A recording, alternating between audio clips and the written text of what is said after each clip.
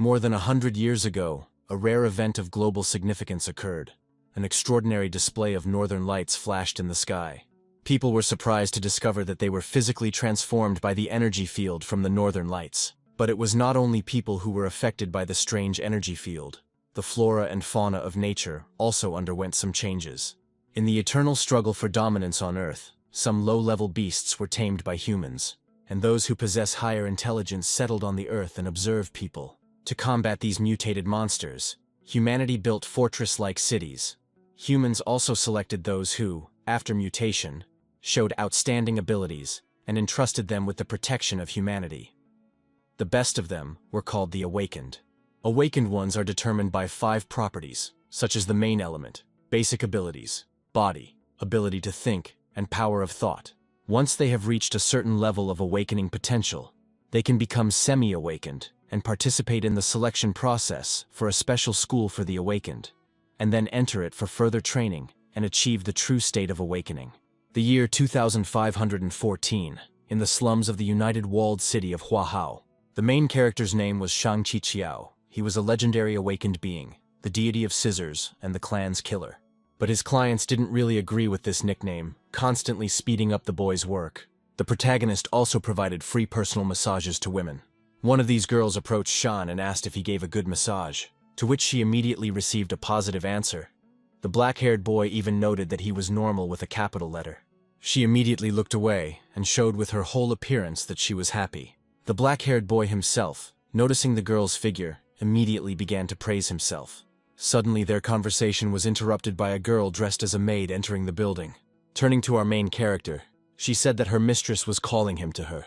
Hearing this, the black-haired man immediately apologized to the fair-haired girl, asking her to wait for him, and talking a little more in a vulgar direction. Our hero started to leave, and the man who was getting his hair cut jumped up from his chair and started shouting in displeasure. And so, sometime later, our heroes arrived at a luxurious house. Sean did not understand why the lady called him at such a late hour.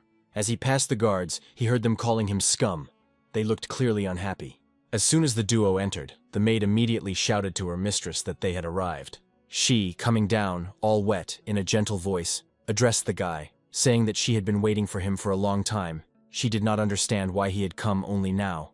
It was the elite Lin family's miss, Lin Sinki. Coming out to the guy in just a towel, she almost immediately suggested going to her room. Shan did not understand what the girl wanted. But as soon as they entered her room, the guy immediately heard disappointment, because the girl just wanted a new hairstyle. Shinki began to explain, asking the guy to help her make her hair so that it would be easy for her to do exercises with it. After all, in exactly 3 days she is leaving for the Advanced Combat Academy. And then, looking away, she added, embarrassed, that from that day on they would have very few opportunities to see each other. In his mind, Sean only thought about how he couldn't live without her, mentally asking her to stay by his side and make him her boyfriend. However, interrupting his own thoughts, he loudly declared that he would also enter the academy, so that she would not worry. He surprised even the maid with this. Leaning towards her and getting as close as possible, he also said that only in this way could he become a guy worthy of her. Shinki, a little embarrassed, answered the guy that in this case she would make him a nice gift. And so it was late at night, with a heavy burden on his soul. Shan thought only about how he shouldn't have said that, because he just wanted to seem cool. But he couldn't shake off the thought of a gift from the girl, clearly imagining that she would be all his.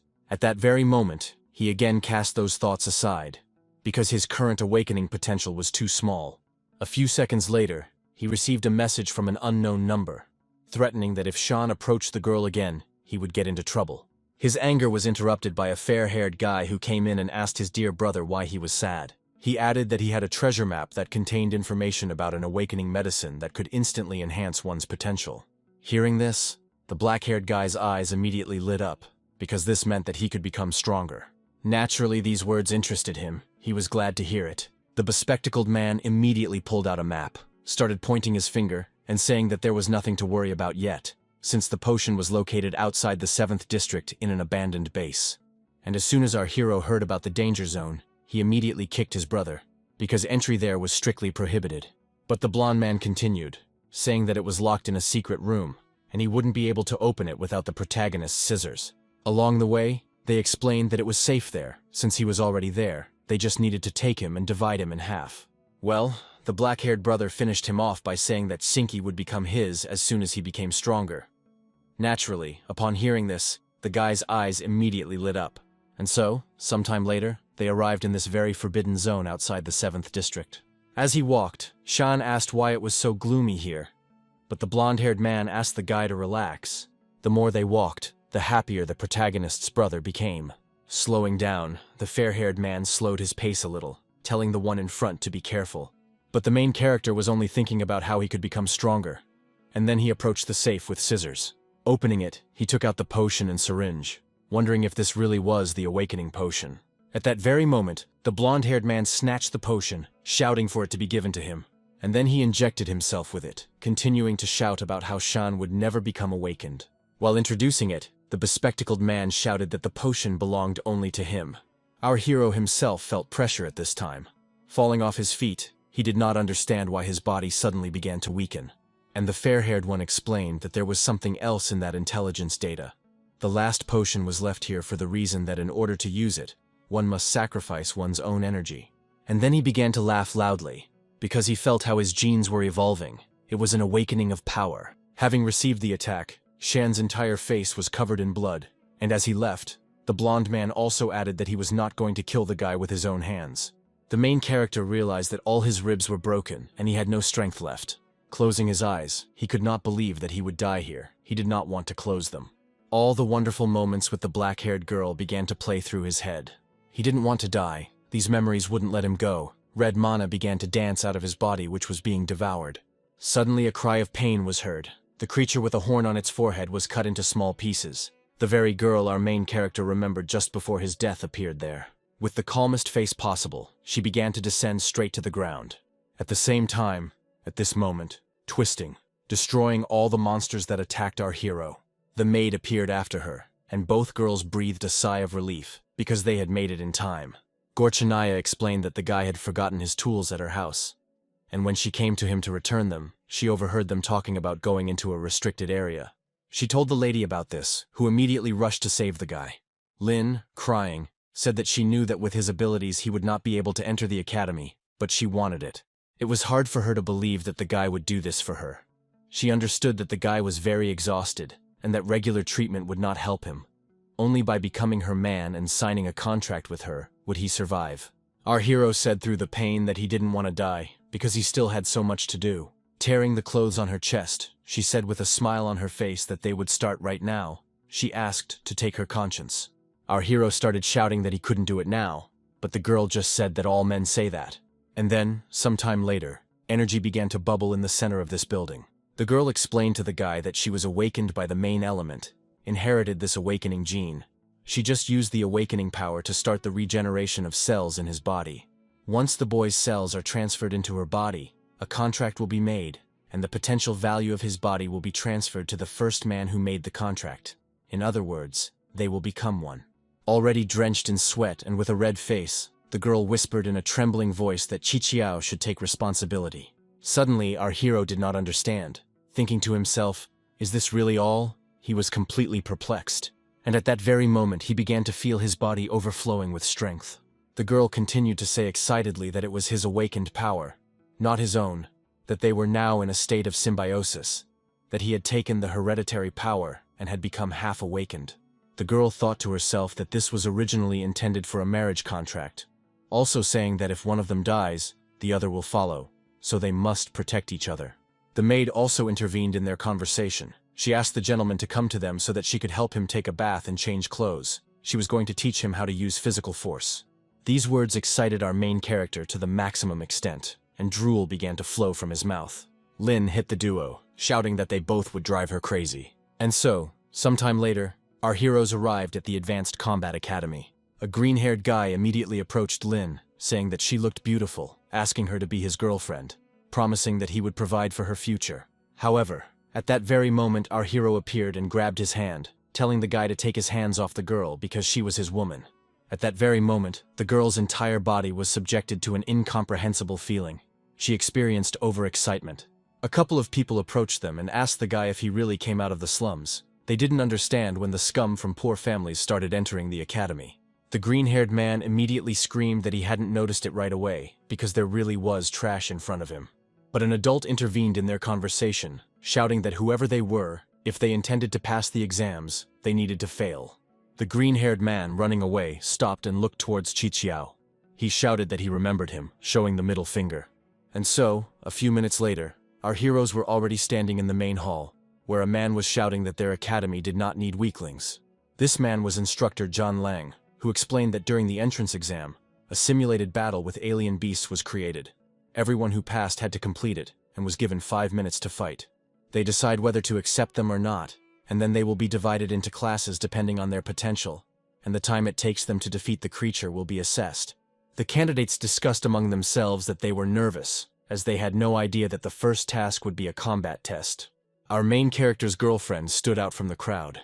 She was the first to take the test, seemingly destroying the creatures in an instant. The door opened, and the other candidates couldn't believe that the girl had done it so quickly.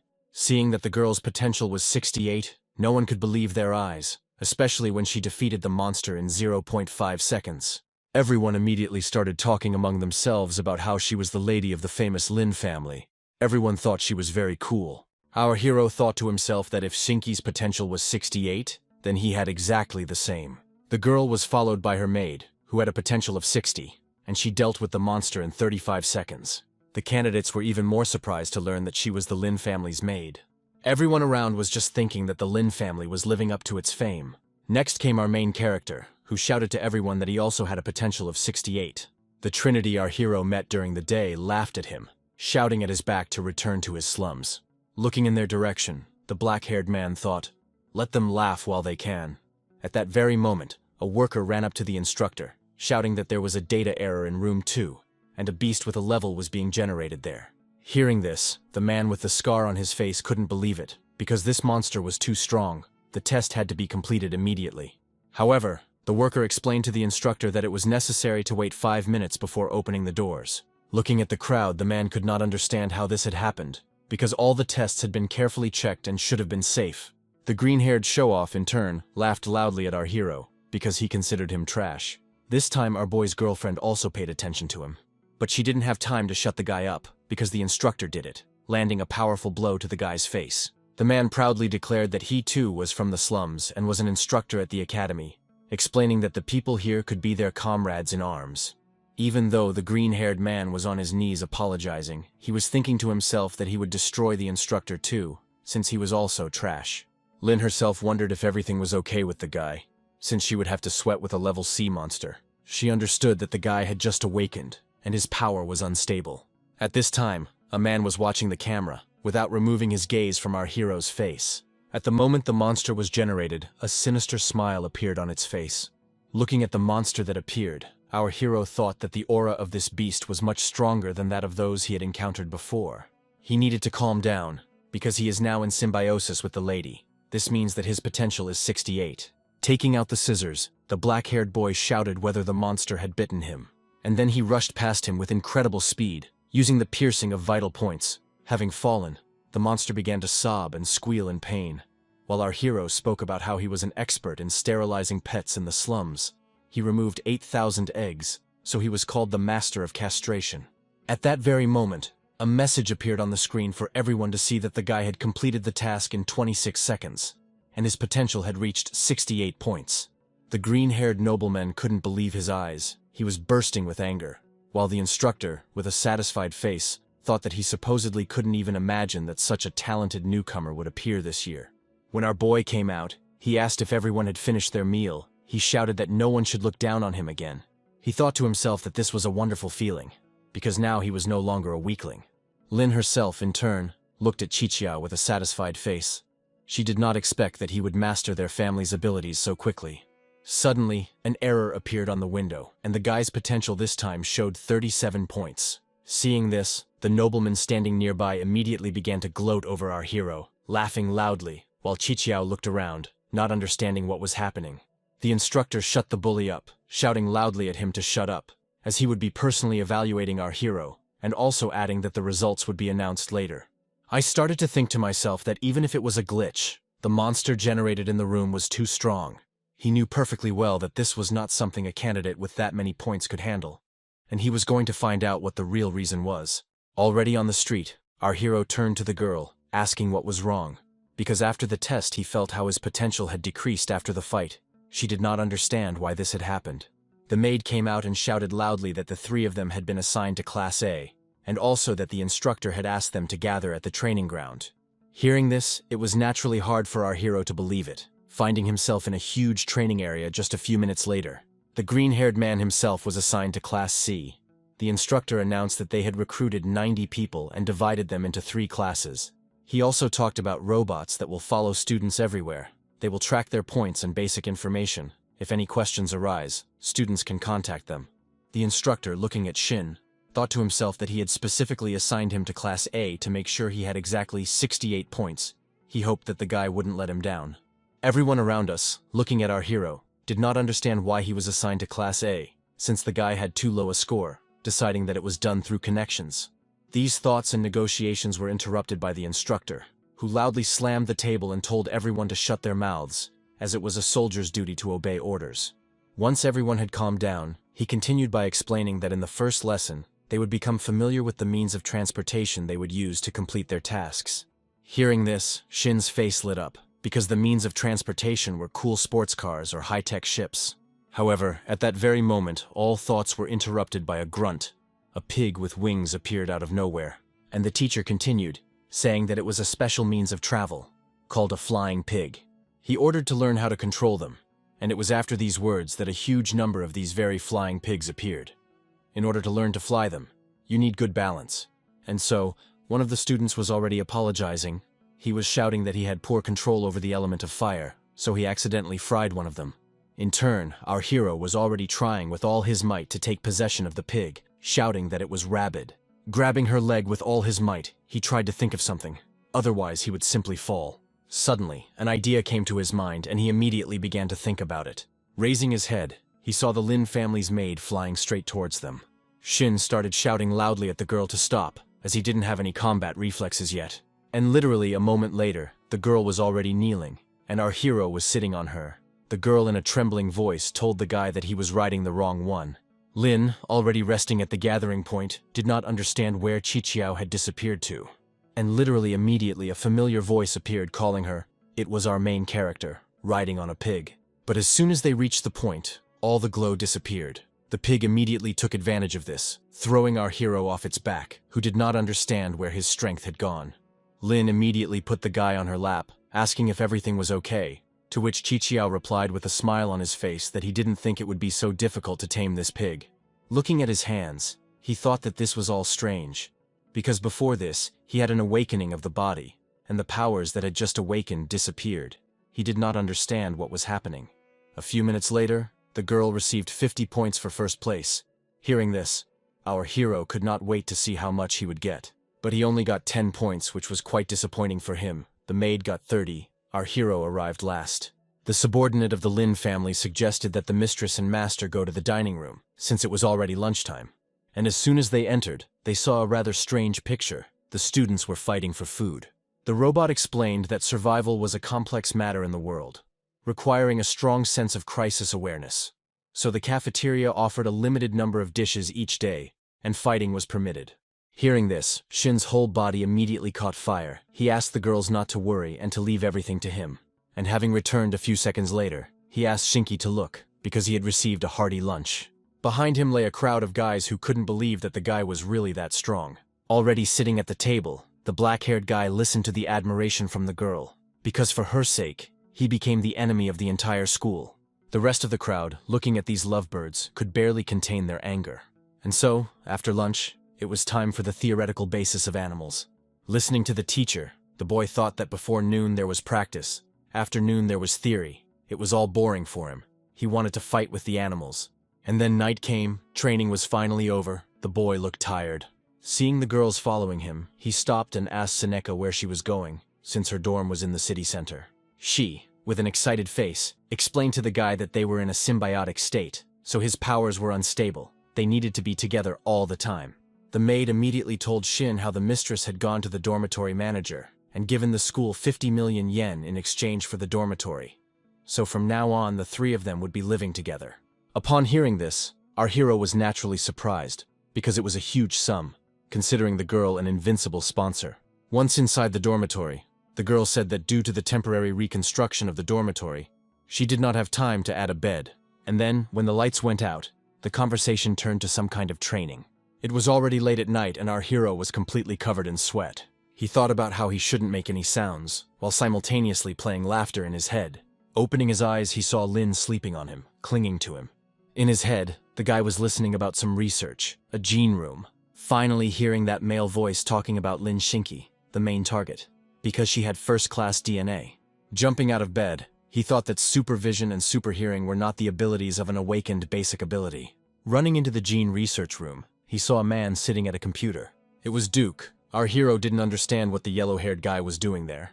The guy himself, upon seeing our hero, began to laugh loudly, shouting that this was an exciting meeting. He was surprised, because he couldn't even imagine that he was still alive.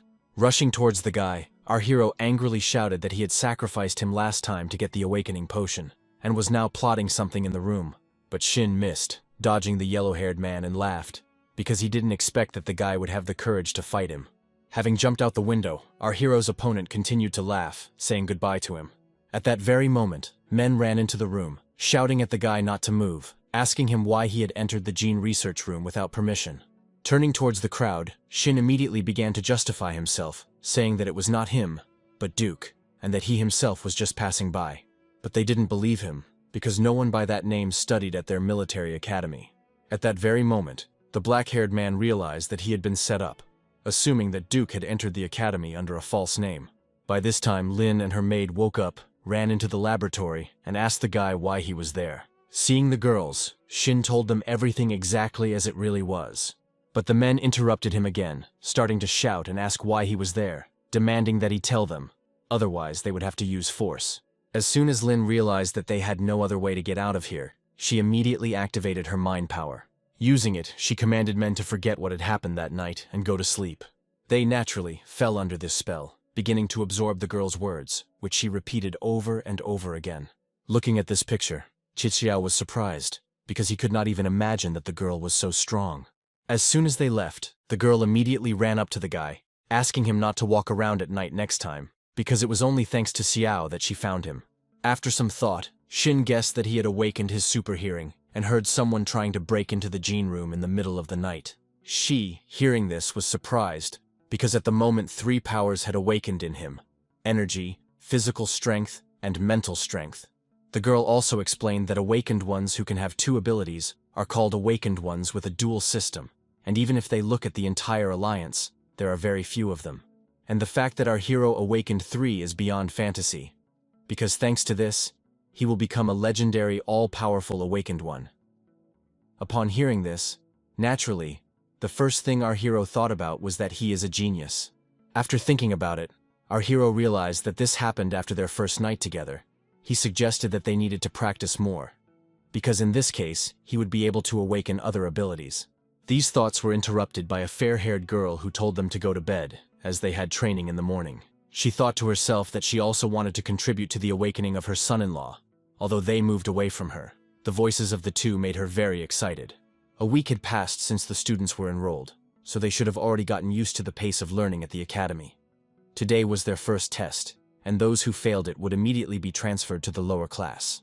Hearing this, one of the guys shouted loudly that someone was unlucky, because if he thought that by bribing instructor Jean Lang, he could stay in Class A forever.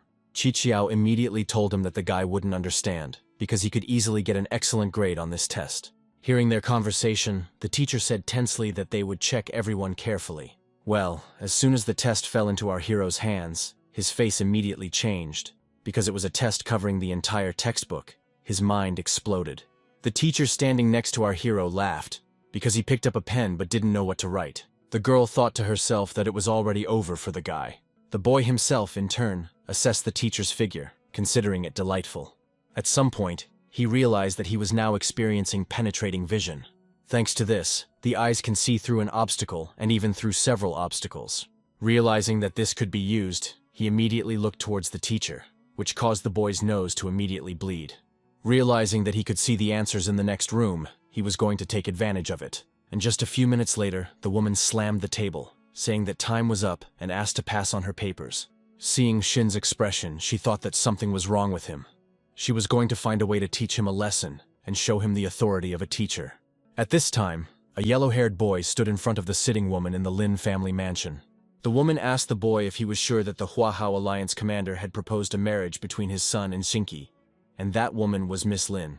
The boy told his aunt that such a chance came once in a lifetime. The offer came from a high-ranking figure among the military Huahao. The brown-haired woman said that the military leader's son was not awakened. She was afraid that this was all because of Shinki's abilities. But the guy didn't understand what was wrong with that, because everyone wants to get what they don't have. The woman stood up and was about to talk to Sinka, and the guy also added at the end that the aunt should tell the girl that she shouldn't communicate with the guy from the slums, because lately he often came to cut her hair. As she left, the woman answered positively. She was going to talk to her about it when she visited the academy. After taking out the boy's photo, Miss Lin's nephew thought that he needed to find a way to persuade his aunt to accept the military leader's son as his candidacy, and then he would be able to obtain the Lin family's inheritance. As for Shin Qiqiao himself, we need to find a way to get rid of this scum. And so the results of the first week were summed up. In first place was Shang Qiqiao, the same boy who made fun of our hero, shouting at the whole square that he couldn't believe his eyes. Standing nearby, Shinki turned to our hero, saying that the test was difficult. She did not expect him to get the highest score, calling the guy amazing. The green-haired man, in turn, was crying, because he barely got a passing score, and also could not believe the result of our main character. And then the open lesson of pharmacology began. The teacher asked everyone to take their seats. Introducing himself, his name was Bai Mian.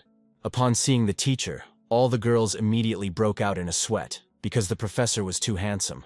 One of them even shouted out that she wanted to have children with him. The white-haired teacher continued by saying that every time they go on a mission, they take a potion with them in case of emergency.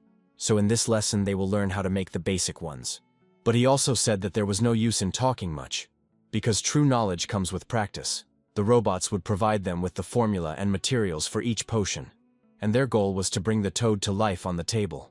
Taking the toad, Qiqiao loudly declared that it was nothing, because he would revive it in an instant. But naturally, everything couldn't go so smoothly, because the potion exploded. The robot explained that the composition of the medicine had to be extremely precise, and in our hero's case, 0.5 milligram of the acid filler was missing. The talkative one began to laugh at our hero again, telling him that he was ordinary trash. After arguing for a bit, the black-haired man went into deep thought, thinking that the formula for the potion was too complicated, and it would be very easy to make a mistake in such a case. As he began to stir the test tube, our hero thought that he simply needed to try his family's secret recipe. And so, 10 minutes later, the result was what seemed at first glance to be excellent. The preparation was complete, and the green-haired man continued to laugh at our hero. But the boy did not listen to him. Opening the toad's mouth, he began to pour the liquid into it. The toad immediately came to life. While our hero thought to himself that this was an ancient secret medical recipe, Huahao, which has the effect of restoring blood and energy, relieves fatigue and eliminates nutritional deficiencies, and that he inherited it from his great-great-great-great-grandfather. Seeing the toad jumping from side to side, the professor praised the boy. Even though he did not follow the recipe, the teacher appreciated the boy's thinking. Hearing this, the green-haired man immediately shouted that his potion was better and that he was going to demonstrate its effect on himself. He began to drink it. But a moment later, the guy's face turned green and he grabbed his stomach. A pungent smell filled the room. It seemed like it could make your eyes bleed out. As he ran away, the bully continued to shout something while the professor sighed heavily. Our hero, in turn, assumed a shining stance and praised Huahao's skills, considering them extensive. Looking at the guy, Lin blushed with every second, because she did not expect that her boyfriend had a talent in potion making, because he could even compete with the professor's potions. At that very moment, a voice came over the loudspeaker. All students needed to urgently gather in the assembly hall within 5 minutes. The girl immediately grabbed the guy by the hand, shouting that they should hurry as quickly as possible, because this was an S-rank alarm. Looking at this, the professor silently followed the students with his gaze, thinking about something. In the assembly hall, behind the podium, stood a brown-haired woman who carefully examined everyone entering the hall. All the students recognized this woman. It was the famous female warrior Huahao, who also happened to be the mother of our hero's friend. As soon as everyone arrived, the commander immediately started talking, saying that she had just received an urgent order from the military, The animal repellent device on the outskirts of the city was outdated and needed immediate repair. Due to the intense fighting in the north, the military decided to select candidates from the Academy's Class A to assist the Legion in repairing the device. It was a good opportunity for an internship. The woman loudly asked if there were any volunteers. The children immediately began to look at each other frantically, trembling at the same time. Seeing that there was no initiative from the students, the woman became angry, loudly slamming the table and asking if they couldn't respond to a call for help. Where had their courage gone? Looking at the trembling faces, she began to think that the quality of the newcomers this year was not very good, even wondering if it really was too early for them to do an internship. But her thoughts were interrupted by our hero, who raised his hand, loudly declaring that he wanted to, stating his full name. The guy's actions made the girl happy. A smile appeared on her face, and she immediately signed him up, asking about other people who wanted to join. The green-haired bully immediately began to tease our main character, but he parried these jibes. Their conversation was interrupted by Shinki, who turned to the commander and said that they also wished to enlist. At that very moment, the girl's mother remembered the guy's name, because it was the same one who became close to Sinka and ended up in Class A with her, deciding that her daughter was going to protect the guy. Already on the street, the others were discussing among themselves how stupid our main character was, because all of them were sure that he would return either dead or seriously wounded. At the same time, the aunt returned to her nephew, who was worried about her daughter, but the boy asked his aunt not to worry, because he would also participate in this mission. He was going to look after Sinka. I thought to myself that this was a great option to get rid of the scum from the slums. At the same time, the commander's daughter herself was lying in a sweat. Listening to Chichiao say that this was a souvenir of their joint mission, the girl asked where the guy got this bracelet. And our hero, also in a sweat, answered that he exchanged it for points at the academy. He asked to put it on. A large crowd gathered at the city gates, and one of the men in glasses introduced himself as a representative in the field of medical support. Seeing him, our hero thought, because he had never seen this guy in a cloak at their academy. But he didn't attach much importance to this, and the gates gradually began to open. And as soon as they were fully opened, the mission was declared launched. Flying with Sinka, our hero thought that he had never been outside the city gates. He was curious about what the area outside looked like. The commander shouted that after arriving at the site, everyone would have to repair 10 devices. He also stated that it would soon be dark, and everyone needed to speed up and try to finish the repairs before sunset. While holding the repair items, Chichiao thought that it was already getting dark, and the surroundings seemed eerie. He had a bad feeling about this. But after some time, he breathed a sigh of relief, because he was finished with everything. Suddenly, seeing a man in a hood, he loudly addressed him, asking what he was doing there. And he took off his hood and laughed, saying that it was nothing special, because he had simply placed a mini-bomb in the main device for scaring off animals. Duke pretended to be Professor Bai Mian's assistant. Naturally, our hero immediately became angry and rushed into battle, but his attack, like last time, did not reach its target. And at that very moment, Duke pressed the detonator, which immediately went off, and the explosives exploded loudly. Chichiao had no intention of stopping, immediately rushing back into the Akata, shouting to Duke that he had detonated the main device. Duke himself immediately used the teleportation bracelet, which angered our hero. The remaining volunteers listened to warnings from the robots that a wave of 50 level D beasts was approaching them. The commander of this mission shouted loudly for everyone to listen to the order. Everyone needed to go into a state of heightened combat readiness and prepare for battle. And then the real massacre began. Each of them entered the fight. Shinki turned to Chichiao and said that she would protect him from behind, since the level of these beasts was not particularly high. But there were too many of them, so she asked the guy to be more careful. The guy asked not to worry about him, because he had become much stronger. And so, sometime later, the battle was over. Everyone was having difficulty getting their breathing back to normal. Seeing a familiar face, Shinki immediately ran up to the guy, asking him what he was doing there. To which the guy replied that her mother asked him to look after her, so she asked him to join the mission. Suddenly, everyone around felt a terrifying aura, and animals began to descend from the sky. All the flying pigs fled, and our hero thought to himself that this was already a real battle and the slightest mistake could cost him his life. Our main character hid behind one of the rocks, while all his comrades trembled with fear. He felt a rather strange feeling, realizing that the girl was in danger.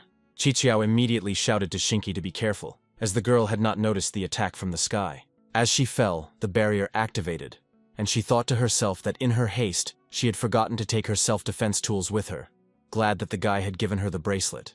Our hero himself thought that something was wrong here, because he did not understand why the animal tides were rolling in wave after wave. At some point, realizing that this is all Duke, he uses some kind of device to direct the animals. Everyone was discussing among themselves that they wouldn't be able to finish repairing the devices at this pace. Having taken out the potion, the commander said that they needed a person who would take it to take the beasts away, because after drinking it, he would attract monsters. Thanks to this, they would gain time for repairs. Naturally, no one wanted to agree, because everyone understood that it was certain death. Having grabbed the potion, our protagonist took the initiative, thinking that with his improved vision and hearing, as well as physical strength, it would not be difficult for him to break away from the animals. There was no point in delaying, because everyone could die. Seeing the determination of our main character, his classmates began to cry. They recognized him, realizing that the guy wanted to protect them. Sinka yelled at the guy, because the new wave consisted of Class C monsters. Their indicators were no less than 70. But the commander shut her mouth, because there was no time to waste. Qiqiao showed his thumbs up and started to run away, saying that if he didn't do it, everyone would die. He asked them to believe in him, promising that he would survive. As he ran, he shouted at the monsters to follow him. Sinka, in turn, asked the guy to definitely come back to her. The maid said out loud that she fell in love with the guy, while her classmates cried. The fair-haired guy was happy in his mind, because he didn't know how to deal with the guy, but he got rid of himself. As he ran away, the main character was already cursing, because they were still chasing him. He understood that simply running away was not an option, because sooner or later, his strength would run out. A photograph flew out of his pocket. He remembered that very photograph. After all, when they were little, he was beaten by a guy who wanted to be like a Japanese boy. But Sinka beat him up by falling on the guy. She delightedly asked him if he really knew how to do hair. She asked him to do her hair. As he replayed this moment in his head, his body began to fill with energy. The boy shouted loudly that nothing should happen to him, because if he died, then Sinky would die too. He had to return alive. Suddenly I saw red dots on the monsters' bodies, assuming that these were their weak points. This beast's weak point is the back of its neck. So he decided to try a trick he learned in a comic book, which was an invincible whirlwind. And so, sometime later, he sat on a huge pile of monsters, breathing heavily. He said that Class C monsters are not that strong. Duke came out and applauded the guy, because the experiment went quite smoothly. But he didn't expect his brother to last so long. Wiping the sweat from his face, Qiqiao said that now it was Duke's time. Hearing that Qiqiao was going to deal with him, Duke laughed loudly, having told that he sacrificed the girl at the moment of her all-consuming pleasure, because at that moment he broke through to the potential value of 71. He also added that he knew what method the guy had used to become half-awakened, but it didn't matter to him anymore, since he was awakened, and Qiqiao was already almost exhausted. Duke used the awakened fireball. Our hero in turn defended himself with a reflection of his mind, shouting that he considered the guy his friend, but he treated him like a sacrificial instrument. The yellow-haired man's attack was repelled, and upon seeing it, the protagonist's opponent was surprised, as the power of the mind is a rare phenomenon, realizing that he had a double awakening.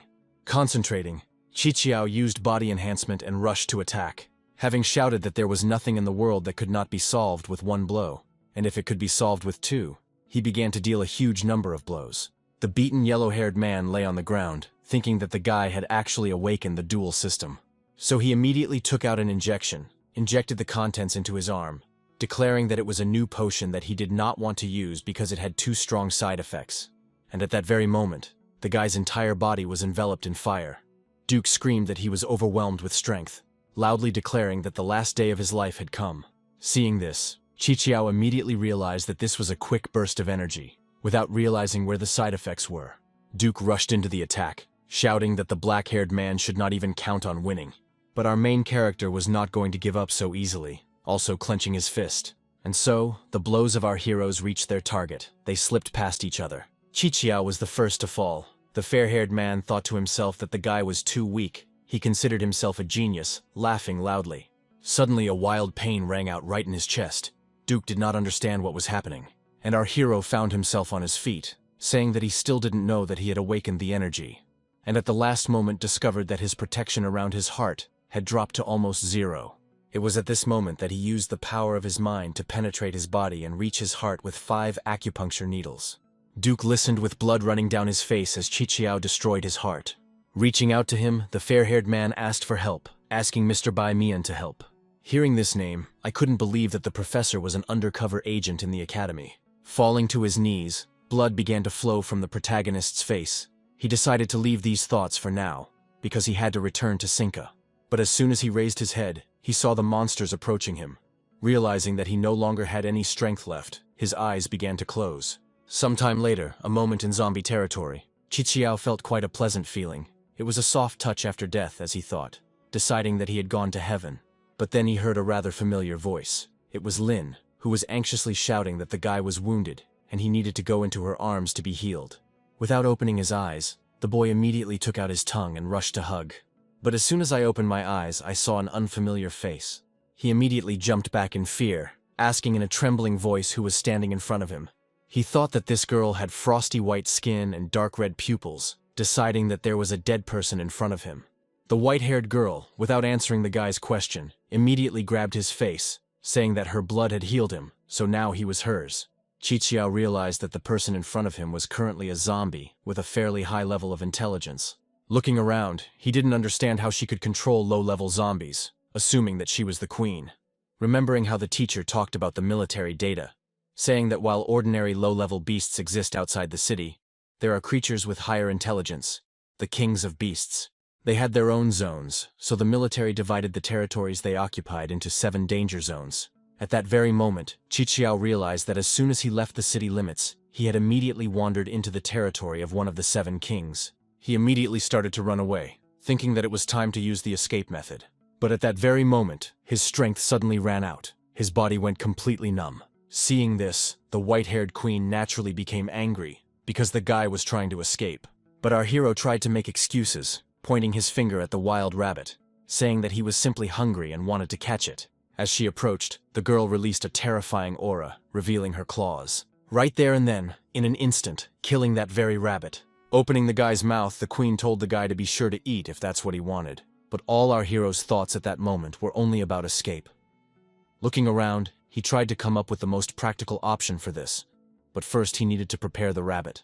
Having started to make a fire, the girl did not understand what the guy was doing, and he explained that he had not yet fully recovered, so he could only use physical force. Qiqiao told the girl that they, humans, only eat cooked food, and he used this method to make a fire to cook it. Having smelled this aroma, the girl blushed, because she had not smelled such smells for a long time.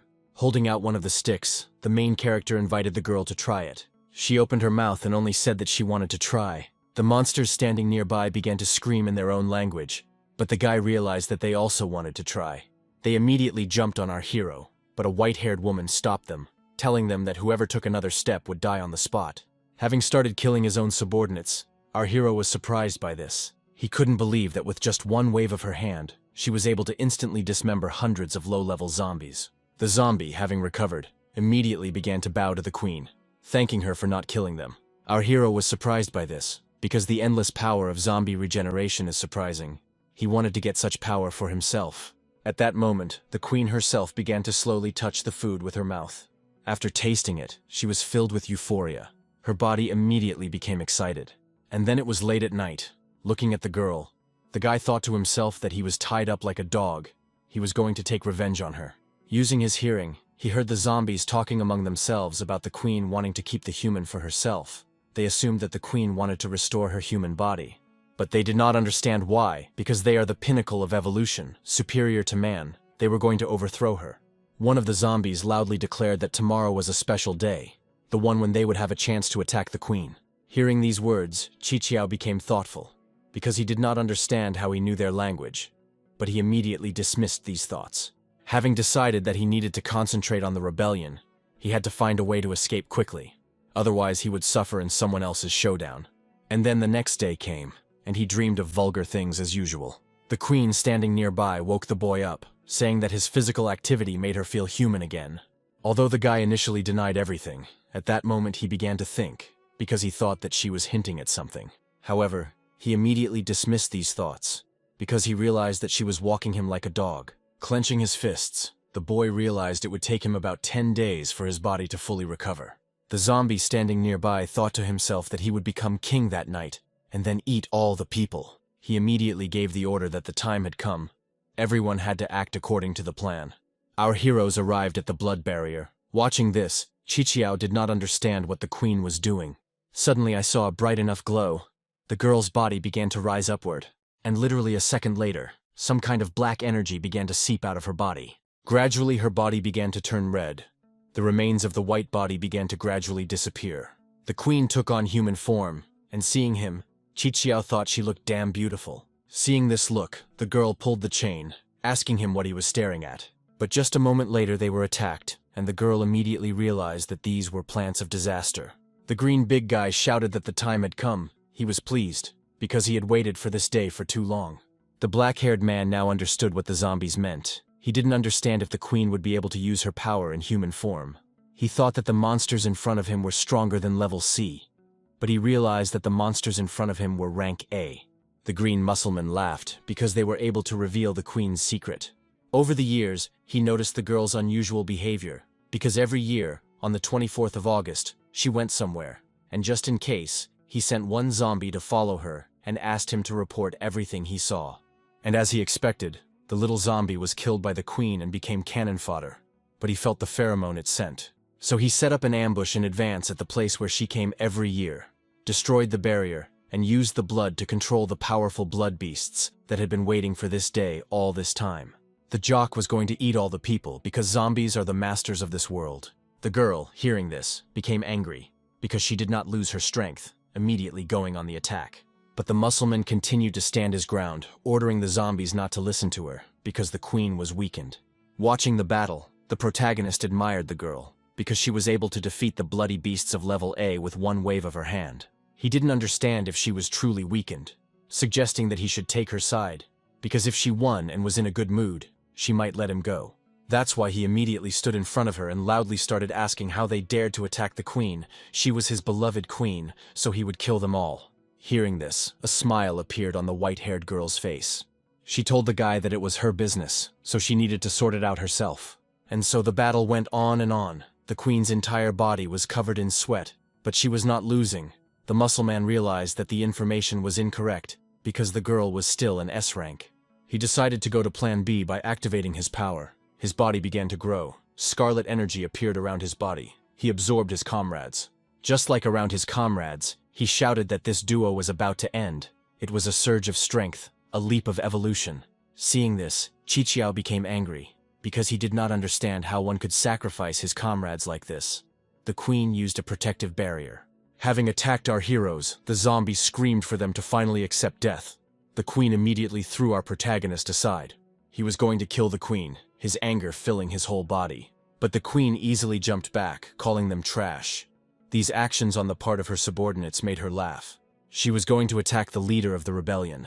However, she didn't have time. They pounced on her from above, slamming her into the ground. Seeing this, our hero realized that the girl had spent too much energy. He asked her to let him go, and the queen repeated the same phrase over and over again, about love. She remembered some guy who told her that he loved her, calling her his love. A tear ran down her face, right down her cheek. Seeing this, the zombies began to laugh. They considered it her weakness, because she was crying in front of them. Our hero at that moment noticed that the barrier around him had completely disappeared. The white-haired girl herself thought that her body was no longer moving, realizing that the zombies' filth could paralyze the human nervous system. The zombies themselves screamed at the girl to burn in hell, preparing to deliver the final blow. She was frightened by this, because she had just managed to get what she wanted and now, death. But at that moment our main character appeared, standing right in front of her. He took the attack upon himself. He explained to her that his body rushed forward, and while dying he was glad because he was able to protect her. The monsters that approached them asked them not to worry, because the girl would soon go after him. But the girl laughed, because her blood was in the guy, so he would be resurrected. The boy's body was covered in a scarlet aura. He used instant recovery, hearing a voice in his head telling him to fight for his queen. The body was restored in an instant. He immediately got back on his feet. Thinking that his potential had exceeded 70 points, he officially fully awakened, praising the zombie blood, and then used the surge of power to destroy the opponents. Grabbing the girl and lifting her up in his arms, he said that this was a great chance to escape. This time, he decided to apply the power of his mind to his legs, and uses this effect to increase his speed to the maximum. With a satisfied smile, he said goodbye to everyone and continued running away. They rushed after him. Qiqiao realized that there was no way to get rid of them. Moreover, In this barren desert, there was nowhere to hide. He did not know what to do. Suddenly, he noticed that the queen was not in his arms, but had already bitten her finger, and immediately, right below it, some kind of mark appeared. She ordered the guy to immediately stand on her. Naturally, the guy did not understand what was happening. And so, when the monsters reached our heroes, they did not understand where they had gone, because they were nowhere to be found. And at this time, our heroes were falling somewhere straight down. The boy was screaming at the top of his lungs. And then, at some point, the queen grabbed him, hugging him tightly. After looking around, he asked the girl where they were, to which she explained that they were in the Cave of Evolution. And then Qiqiao realized that this place was only for the zombie queen, because only by finding the core of evolution could one comprehend the secret and begin the evolution ceremony. Realizing that in order to save herself, the queen used the zombie king's blood to open the evolution cave, he wondered if she could take it higher. After resting, the girl turned to the guy, saying that she was almost free of the zombie poison, so they should move on. As he went deeper, the boy thought that there was an army of zombies outside the cave, and he didn't know what kind of snakes, ghosts, and monsters were inside. He wanted to survive, but first he needed to help the queen, so that it evolves, because only in this case will they be able to get out of here and not die outside. Approaching the blue door, the girl explained that this is where the core of evolution is located, and all the zombie kings have failed. She did not understand why it was so difficult to penetrate the secret of the second stage of evolution. A green monster immediately appeared. It was the guardian beast. Our hero was scared. After all, this creature had such a lethal aura that it frightened him. And at that very moment, he saw the core of evolution, which was in the stomach of the monster. The queen immediately rushed into attack, intending to pull out the core. The stone fell to the ground, and the white-haired girl immediately approached it, intending to pick it up. But the monster regenerated, and both heroes realized that the beast had a zombie-like generation system and could be restored an infinite number of times. The queen rushed into battle again, while our hero watched this, lost in thought. Realizing that although the size of this monster was enormous, its body was heterogeneous and similar to that of a cat. He immediately shouted to the girl to rest. He asked to give him a chance to sort things out. Having explained that one should not rush into battle headlong if one cannot cope with force, one had to use one's brains, he loudly declared that he had a great idea. I thought to myself that if you want to get close to a girl from a rich area, you first need to get along with their pets, so I used the best massage. And after that, he began to strike, ordering the monster to spit out the core of evolution. The guardian beast did as our main hero said, holding the cannonball in his hands. Our hero laughed, inserting it into this glow. He said that it was time for them to become acquainted with the evolution of the second stage. The runes began to spread across the entire wall, emitting an even brighter glow. Both of our heroes watched this attentively, without looking away. A young man appeared in front of them and introduced himself as the sage Qiqiao, starting to speak incomprehensible words. Our heroes were consumed by some kind of force. He did not understand whether evolution was about to begin. And at that very moment, he realized that the queen's evolution had begun to consume him. The girl pressed herself against the guy and asked the guy to help her with the second evolution. The guy's face turned red. He shouted loudly that it was all over, because right now he was in deep trouble. And then, with a loud groan, the circle finally broke. A queen emerged from it, who was able to evolve. Our hero lay on the ground with his pants down. He was mentally crying because it was too hard. But his whining was interrupted because the cave began to collapse. The girl told the guy to grab her thigh as tightly as possible. They leave. At that moment, that same muscle man loudly declared that from that moment on, he became the king of the zombies. Everyone began to bow to the new king and began to praise him. Their praises were interrupted by our main character, who called him a toad. The man immediately began nodding his head from side to side, seeing in front of him the queen and the human boy, who, after the queen's help, was able to learn to hide the features of a zombie. The jock noticed that the girl began to look different. Everyone realized that she had evolved, becoming stronger. He immediately threw off the crown from his head and said that he was very wrong in asking for mercy. Following him, the rest of the zombies did the same, starting to bow to the former queen. However, raising her hands, she shouted that it was too late, and began to kill the traitors, incinerating them. She loudly declared that whoever disobeyed her from now on would burn in fire, and also added that the guy would be a fading archon from that day on. Having raised the little twin girls, our hero listened as the queen continued to intimidate her subordinates. They immediately began to praise the new queen and the fading archon. The fading archon is the queen's deputy. The main character immediately began to play out in his head how important he had become. Holding the children's hands, Qiqiao kept going over in his head that he had been absent from the academy for a week, He needed to find a way to return quickly, because he didn't want to be a zombie official. The queen only became human once a year, and he was going to take advantage of that.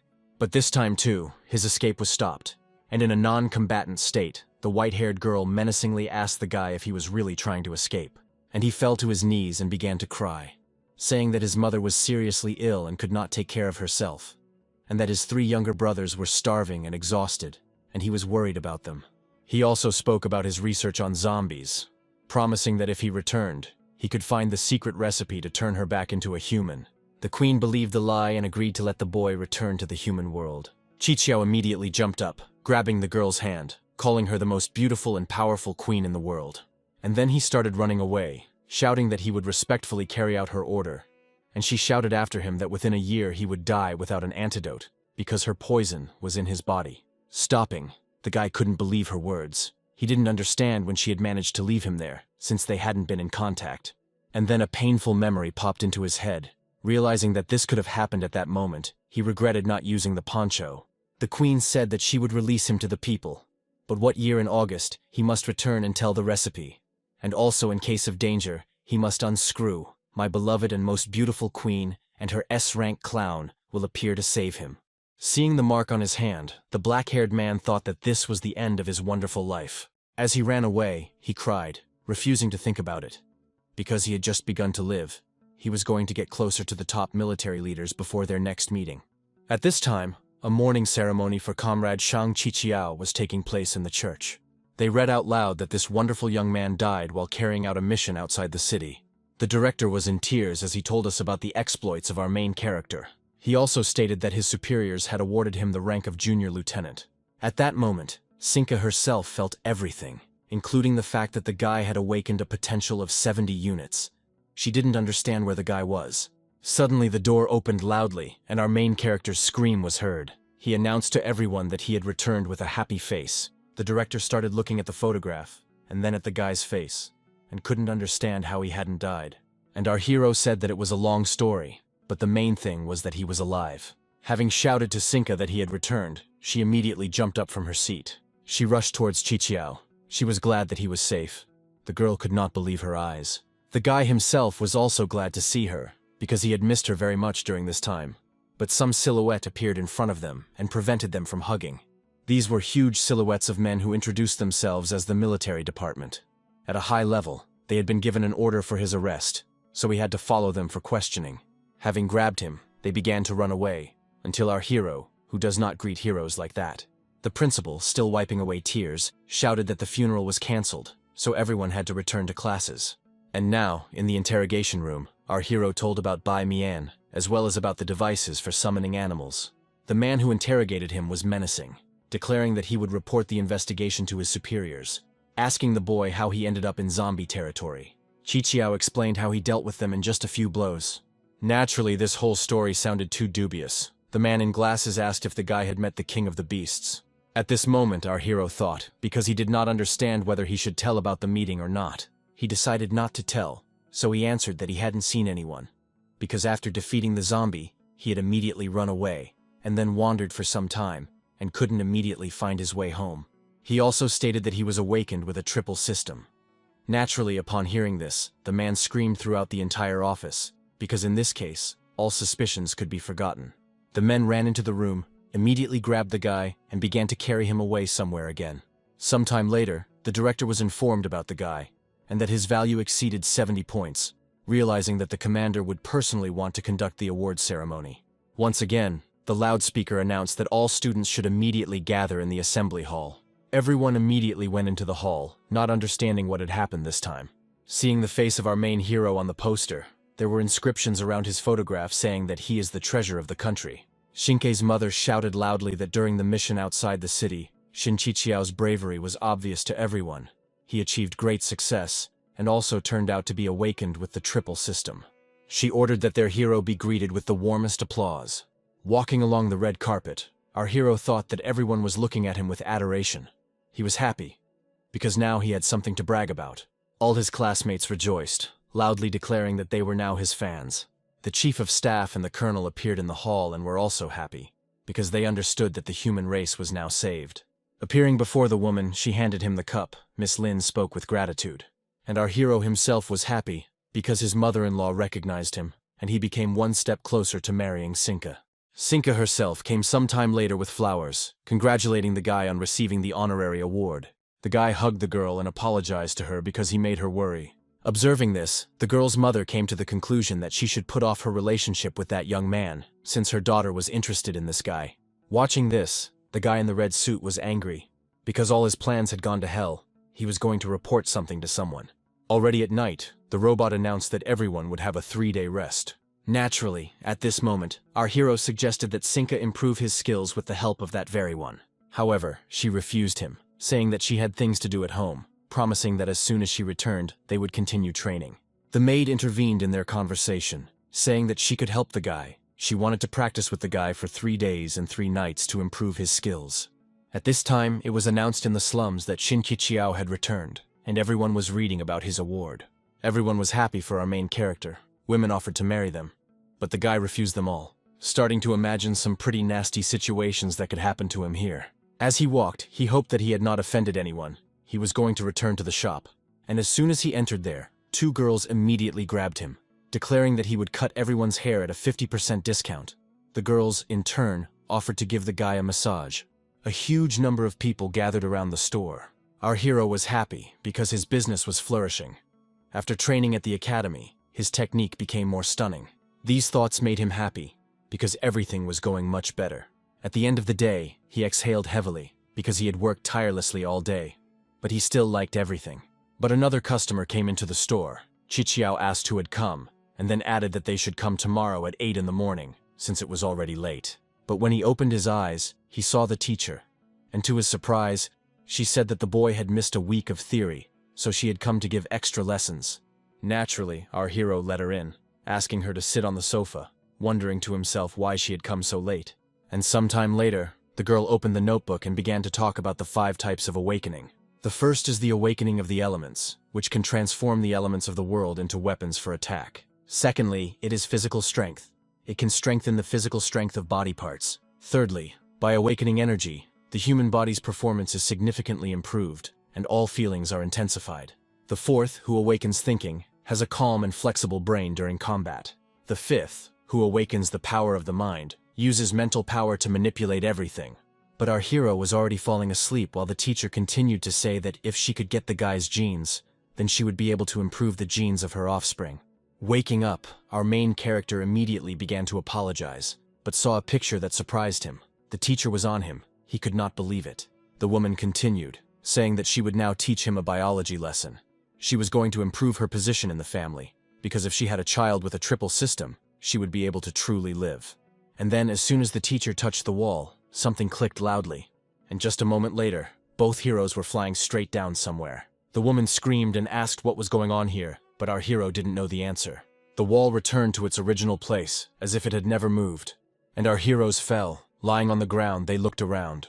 Having stood up, our hero was surprised, because he had lived for 20 years and did not know that there was a secret room hidden under the barbershop. Seeing the chest, he immediately rushed towards it. The teacher was surprised that the boy did not know about the secret room. Having answered that he didn't know, the guy was going to check what was inside the chest. Opening it, he saw books, a letter, and a photograph, realizing that it contained the coat of arms of the murderer's family. Having opened the letter, he read, having learned about space, his parents, his family tree, and also about the organization K. He had already heard the name of this organization from Duke, and also understood that his parents had gone into the shadows and disappeared, and the guy himself had a higher pedigree, that is, higher than the queen. Now he understood how he was different from the others. The teacher thought to herself that she had seen these two somewhere before, assuming that the boy was of the highest blood, realizing that this child would be taken away for research if they found out about this. She thought that what people would face in 100 years did not matter to her. Now they were in danger of being eaten by other family members, because her husband was incapacitated. Our hero asked to keep this secret, but the teacher said that only if he obeyed her. She also stated that she would help with the search for his parents, because her husband was an important person. And so, 3 days later, in theory, our hero was still thinking about the letter, realizing that if he was impulsive, he could die. The woman interrupted his thoughts by shouting that before the second year began, she would introduce a new transfer student. It was Li Biao, the general's son, who came in and greeted everyone, declaring that from now on, he would be looking after all the girls in Class A. They, naturally, immediately swam, because this was one of the most important people. Their assets were valued in tens of billions. The red-haired man himself turned his attention to Sinka, realizing that it was she who was the object of his father's marriage proposal for him. He was going to conquer her in a second, so that her abilities would become his abilities. Lin herself did not understand how he got into the academy, because she heard that he was not awakened. Qixiao himself, seeing how this impudent fellow was showing off, decided to give him a hand. However, the teacher, noticing how the boy was sitting in a daze, interrupted her, telling him to come see her after class. After the lesson, the main character said goodbye to his girlfriend, telling them to return to the dorm without him. And so, sometime later, they were in the office. Shin asked the teacher why Professor Bai Mian did not come to teach, to which the girl replied that he had said some time ago that he was not feeling well. So he asked permission to go home and rest. Hearing this, our hero mentally called him a liar. He was going to catch him by the fox's tail. At this time, Sinky looked around, not understanding why rose petals were falling from the sky. And looking up at the sky, they saw the general's son descending with inscriptions about love. Falling to the ground, he took the rose in his mouth, declaring that he had been waiting for their meeting for a long time, since he had transferred to the academy specifically for Shinki. He asked to look up at the sky, where 2 huge rockets were flying past. He stated that this rocket firework was specially for Miss Sinky, and also added that 1 rocket cost 10 million. He got down on one knee and proposed to the girl to marry him, but Lin didn't even stop as she walked past. She refused, saying that she already had someone she liked. The other girls asked her not to be so arrogant because Brother Biao was asking her so much. At that moment, our main character appeared and shouted at the guy not to bother his girlfriend. But he pushed his hand away, saying that he had no parents, so he was a dog to him. He had no right to even look in his direction. The words about our protagonist's parents made him very angry. He was about to hit him, but at that moment Sinky arrived, stopping the guy, telling Biao to apologize to Shin. And then, swords began to appear around her. She loudly declared that she didn't care if she was imprisoned, she would kill him. These words morally suppressed the red-headed boy. And the girl continued, telling about Qixiao, about how he always helped her. He took away her worries, sadness, raised her spiritual spirit. She said that he was her light in the darkness. She didn't care where he was from. She liked his ambitions, behavior, spirit, interests. Hearing these words, our hero's face turned red, because for the first time he heard Sinka's innermost thoughts. He was surprised that she liked him so much. Hearing this, the red-haired man immediately apologized and started running away, thinking about the fact that he didn't bring an amplifier with him today, because he thought he could get by with money. He was going to get Shinki by any means necessary to get her energy, and then abandon her. At this time, Biao came into the student office and loudly and angrily asked the guy why his cousin was in love with a stinking toad. And he, with the sweetest voice, asked the guy to calm down, saying that this was a temporary infatuation. The redhead didn't give a damn. They needed to get rid of this guy. The protagonist breathes a sigh of relief, thinking that it is difficult to simultaneously maintain the rigidity of a separate body part and use physical force, beginning to consider that nothing was said about the fusion technique in the letter. Shinki herself, out of breath, turned to our hero, saying that he was magnificent, but she had no strength left. He also added that the guy should switch to Xiao so that she would also join the training. At that very moment, the girl pounced on the guy, but a loud cry was heard for Shin Qixiao not to move. Men with guns burst into the room. They repeated again so that the guy would not move. The commander of this detachment shouted that information had been received that he was a traitor and was collaborating with zombies and was released to people for espionage. Lin immediately stood up for the guy, shouting that this was nonsense, because Shin was their hero, awakened with a triple system. But the bespectacled man insisted on his own, saying that the general's satellite radar tracking showed that he remained in zombie territory for 7 days, which contradicted his words. Shin immediately realized that this was the work of that young master. They shouldn't have asked Shinki to hypnotize them with her mind power, because it might believe her. He was going to follow them. Therefore, he immediately turned to the girl, saying that everything was fine. He asked her not to be afraid and not to be so impulsive, asking her to contact a lawyer. As the guy left, the black-haired girl shouted that she would go to Lawyer Luo, threatening everyone that she would sue them. Our hero was taken out. Bao watched all of this, thinking that it would not be easy to deal with a person like Shin. But he managed to, having found a clue, thanks to which he was able to accuse him. Now he will not be able to steal Lin. And so, sometime later, the main character found himself in a prison for the awakened, already inside. his head was splitting. And as soon as he realized where he was, he immediately noticed the collar, not understanding how he ended up there without trial or investigation. Looking around, our hero noticed at least 8 surveillance devices, as well as the fact that all the walls were made of awakened titanium alloy. Throwing the instructions at the wall, the black-haired man was angry, because he would have to go to work every day, realizing that this was all being done to squeeze every last drop of energy out of the prisoners. When suddenly it was time for lunch, everyone had to gather in the dining room. Naturally, the boy was very hungry, so he decided to first fill his stomach and then come up with a plan. Entering the dining room, he saw bio-liquid food prepared by extracting maximum nutrients from the meat of mutated animals, which can only support the body's basic needs. Sitting at the table, Shin finally realized what situation he was in, because this was the worst food that even dogs wouldn't eat. He was torn from these thoughts by the words of a man who approached him, who ordered him to give the food to the elders and leave there. Qiqiao stood up and was about to use his strength, but was immediately informed that if he used more than 10% of his strength, an anesthetic would be injected into his body. The men took advantage of this, shouting that they were prison special forces. In his head, our hero began to think that he had superior blood, and his physical strength was different from others, since he was able to use his little friend as a break. Then, in addition, he had zombie blood. He decided to try. That's why he started to deliberately provoke his opponents, telling them that he would show them right now who was boss. The men fell for the provocation and immediately rushed into the attack, intending to rip out his tongue. But our main character continued to stand in one place, continuing to laugh at the others.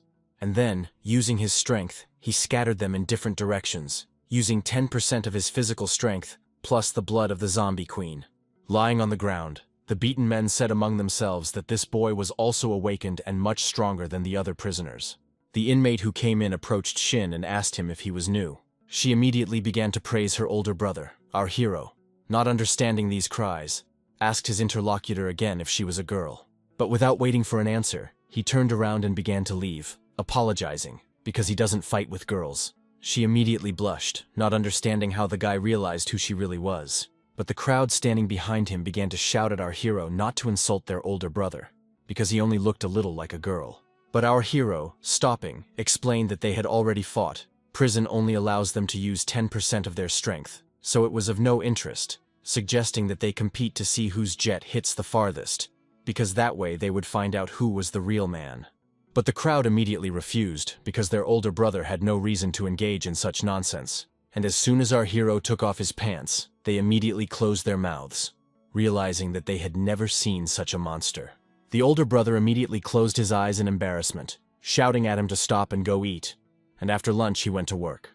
Everyone started to support the white-haired girl, while our hero, looking at her, thought that she didn't want her younger siblings to know that she was a girl. Since this would certainly diminish her authority, he decided not to expose her. An announcement was made over the loudspeaker for everyone to head to the 3rd work zone within 5 minutes to collect energy runes. Our hero noticed that there was no security at all here. The younger one explained that this place is under full surveillance by the secret services, and the callers can freely limit the use of the abilities of the awakened, and, if necessary, administer anesthetics. And also those who enter here will never be able to leave. Naturally, our hero was shocked by his life sentence, and with these thoughts in mind, he went to the ore deposit. Their callers transmitted information that their task today was to extract 100 ore each. All the prisoners, upon hearing about such a huge number, began to cry, because it was too difficult a task. Our hero, using the power of his mind, thought that this was much better than hitting empty targets with a pickaxe. And then I realized that it would be difficult for one person to cope with such a task. His thoughts were interrupted by the girl, who called out to him again and added that if the boy did not complete the task within the allotted time, he would be forcibly punished with a collar. Approaching the girl and hugging her, he told her that he could determine the location of the ore, asking if they could team up to save time and effort. The girl realized that in front of her was an awakened person with a dual system. A cute trio approached them, and immediately our hero began giving orders, indicating the places where they needed to dig. And so, the first ore location was successfully found. This bright light irradiated all the prisoners. Everyone was surprised by it. Our protagonist gave orders, singing began, and everyone got to work. The girl thought to herself that this ability was excellent, while praising this guy's abilities, suggesting that they could use his power to escape from here. And so, half an hour later, today's task was completed. Everyone was happy for the newcomer. Those who had recently had a negative attitude towards the guy began to praise him, because his abilities were amazing. And then it was late at night. The same girl was undressing in the cell, and there was a knock on the door. The main character came in and asked her if everything was okay with her, because she didn't look so good, and she thought to herself that she had red days. Shin explained that he was there to help her, because he was famous in the slums as a specialist in Chinese medicine. He knew all the meridians of the human body, so he was going to examine her. The girl tried to refuse, but our hero laid her on the bed, asking her not to worry, because they were friends, and friends should help. And so, sometime later, she was writhing like a snake, getting redder and redder. The other prisoners standing outside the door wondered what their elders were doing, assuming that the newcomer was massaging his older brother's feet. And so, sometime later, the girl was happy, because all the pain had disappeared, and her whole body felt comfortable. After a short pause, Shin suggested to his boss that they join forces and escape from prison. She immediately told them that the prison of the awakened ones had tens of thousands of surveillance devices installed and collars that they wore around their necks. She didn't understand how they could escape. And our hero explained to his sister that she shouldn't worry, because in fact, he is awakened with a triple system.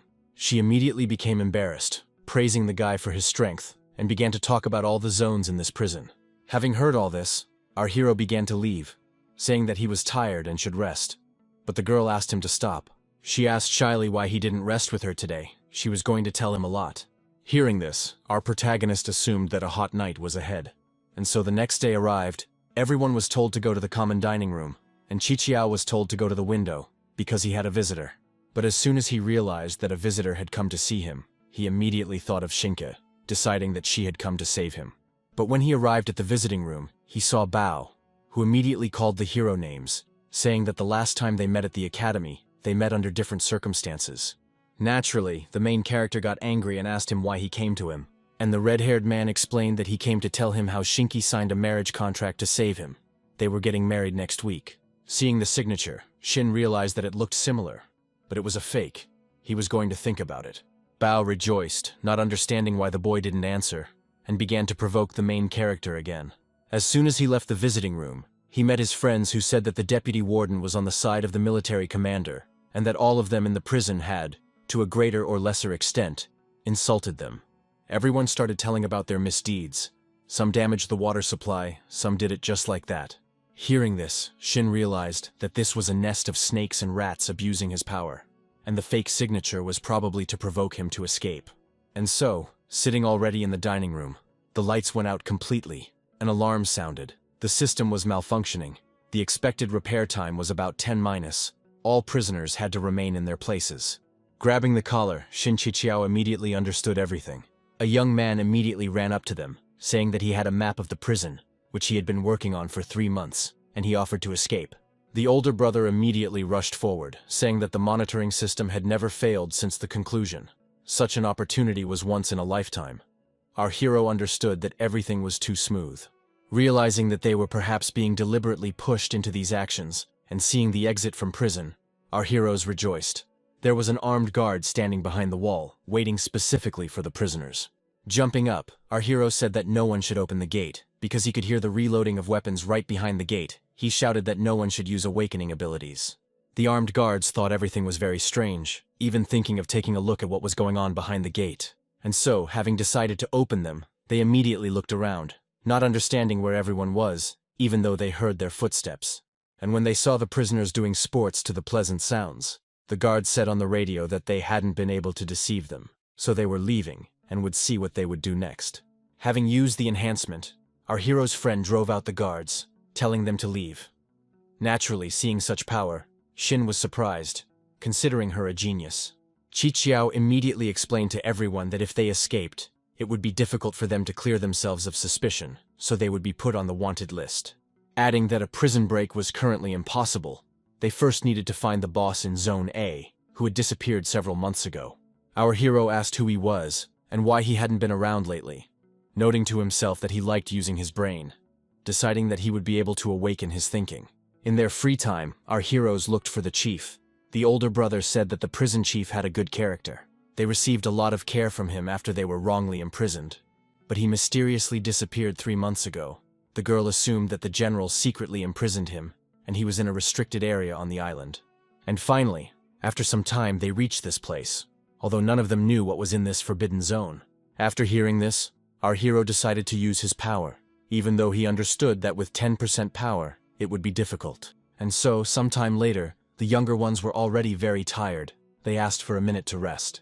But literally a moment later, they realized that they were far from sitting on a rock. It was a mutated monster. Everyone started running away screaming, realizing that they couldn't cope with it. Pushing the girl away, our hero covered her, angry that he could only use 10% of his strength. Both of our heroes began to fight off the vines, using a small portion of their strength. The monster began to use fusion, its entire body becoming covered in a green aura. And then he used paralyzing powder. The white-haired girl shouted for everyone to be careful. But she didn't have time to escape. Having come under attack, the younger ones began to get angry, because their eldest was poisoned. Shin looked around and realized that he could use the power of the zombie's blood to strengthen his body. Suddenly something happened. Dark purple lightning started to strike right from the clear sky. A white-haired old man appeared and shouted that he was the warden of the prison. Everyone was surprised because it was the boss. But they had no time to be surprised, because their comrade was lying unconscious. The old man apologized, because it was a deadly powder. Our hero realized that they were in an emergency situation, asking the boss to allow him to help, because his mental powers should be able to rid her of the deadly virus. He took off the boy's collar, allowing him to help him, thinking to himself that he wanted to see how the boy wielded the power of the mind to heal. Our hero thought to himself that the virus had spread too much in her body, and now he wasn't 100% sure that he could help. But he was going to try his best. That day, the cells in the older brother's body remembered the fear of being at the mercy of the virus. They were being attacked by a more powerful creature. The virus captured cells, rapidly reproducing along the way. The cells were crying, unable to fight back, and began to beg for help. And then our hero appeared inside, asking them not to be afraid, asking them to work together to completely destroy the virus. The cells felt a warm flow that penetrated them. It filled them with energy. The virus itself was surprised at that moment, because they couldn't move. And so, as soon as our hero had finished everything, he gave the order to the cells to act. They began to fight the invading pest, starting to destroy it. And sometime later, the virus was defeated, begging for mercy. And literally a moment later, the virus was completely destroyed. The cells thanked our protagonist, believing that he was the strongest and bravest of those they had met before. At that very moment, the elder brother came to his senses and opened his eyes. Everyone started praising our main character, even the prison warden. He also added that he could provide evidence of their innocence if the boy could cure him too. Using the power of his mind, our hero realized that the old man's meridians were damaged, which surprised him quite a bit. Starting to think to himself that the guy almost died saving his comrades. The warden began the story with the third total war between humans and mutated beasts, when he was the commander of the Fourth Army, which was the main force in the crusade.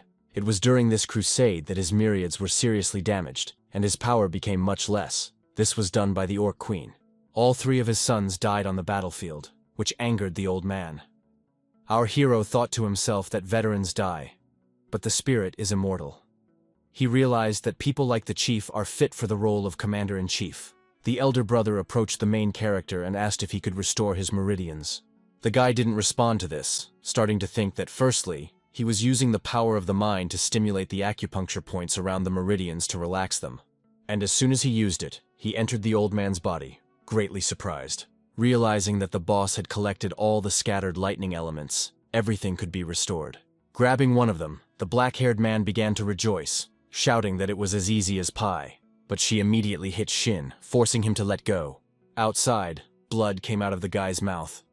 He realized that the lightning element on the prison warden was too strong, and it almost killed him.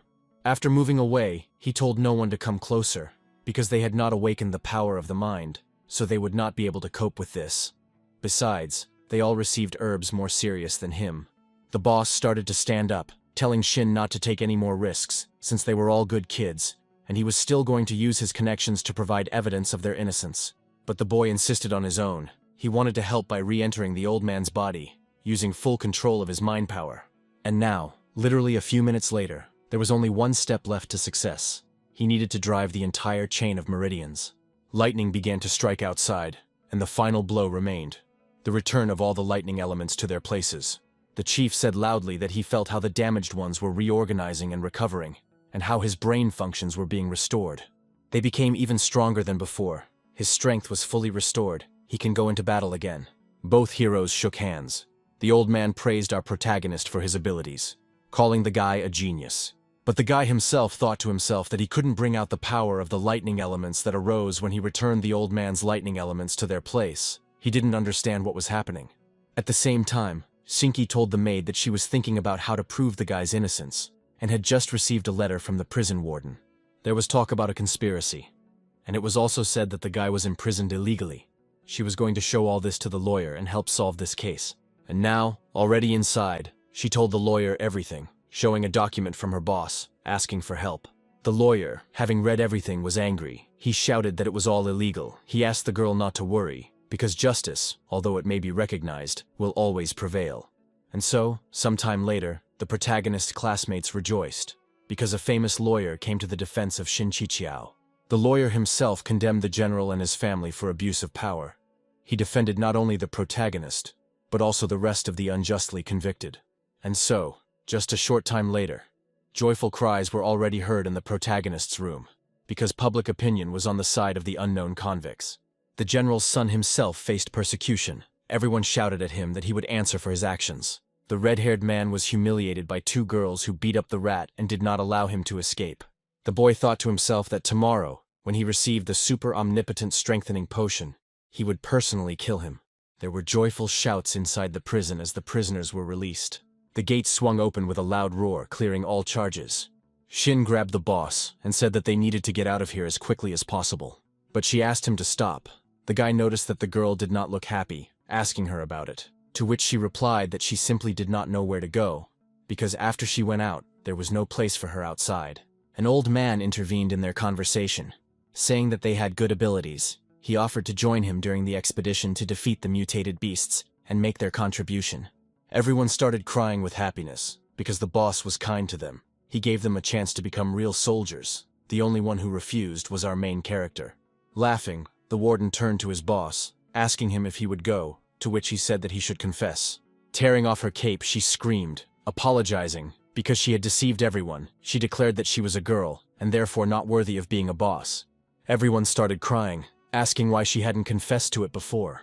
They shouted in one voice that they loved her, because she was beautiful and powerful, calling her an older sister.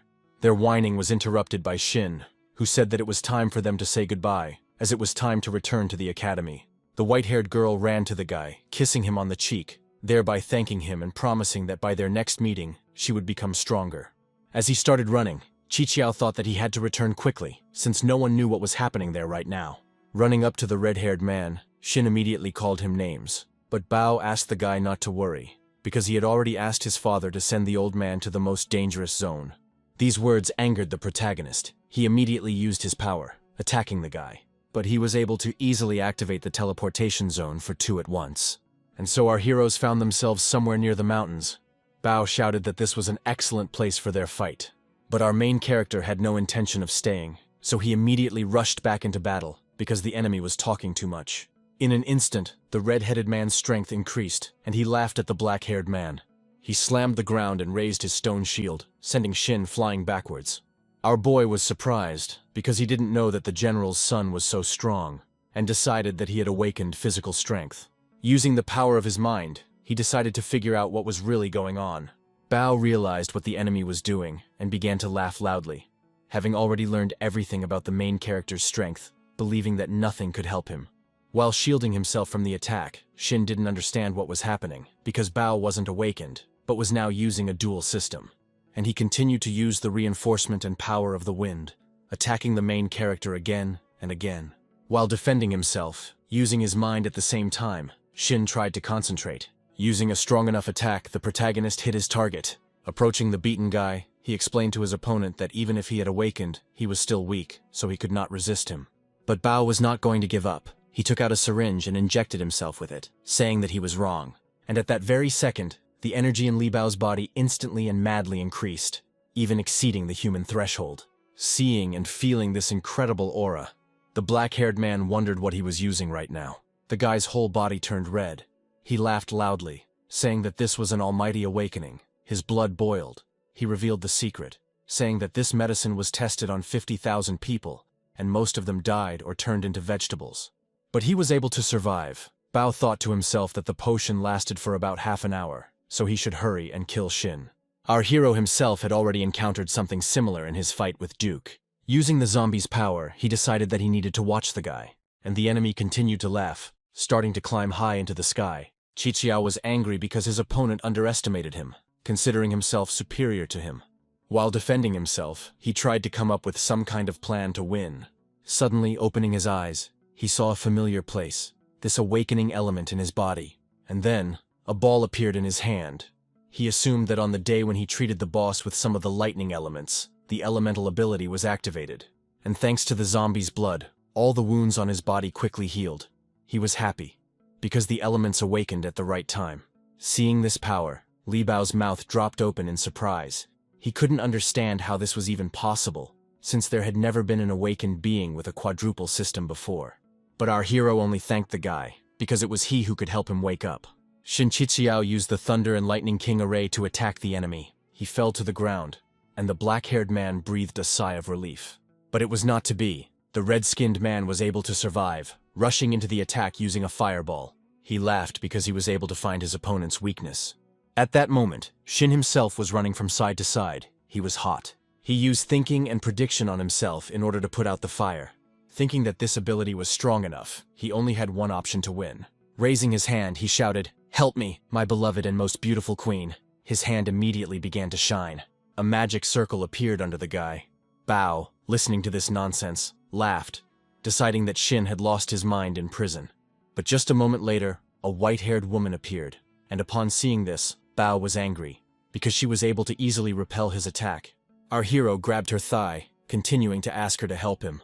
She, having defeated the guy, said that she would not kill him, but would stop him, reminding him of their agreement.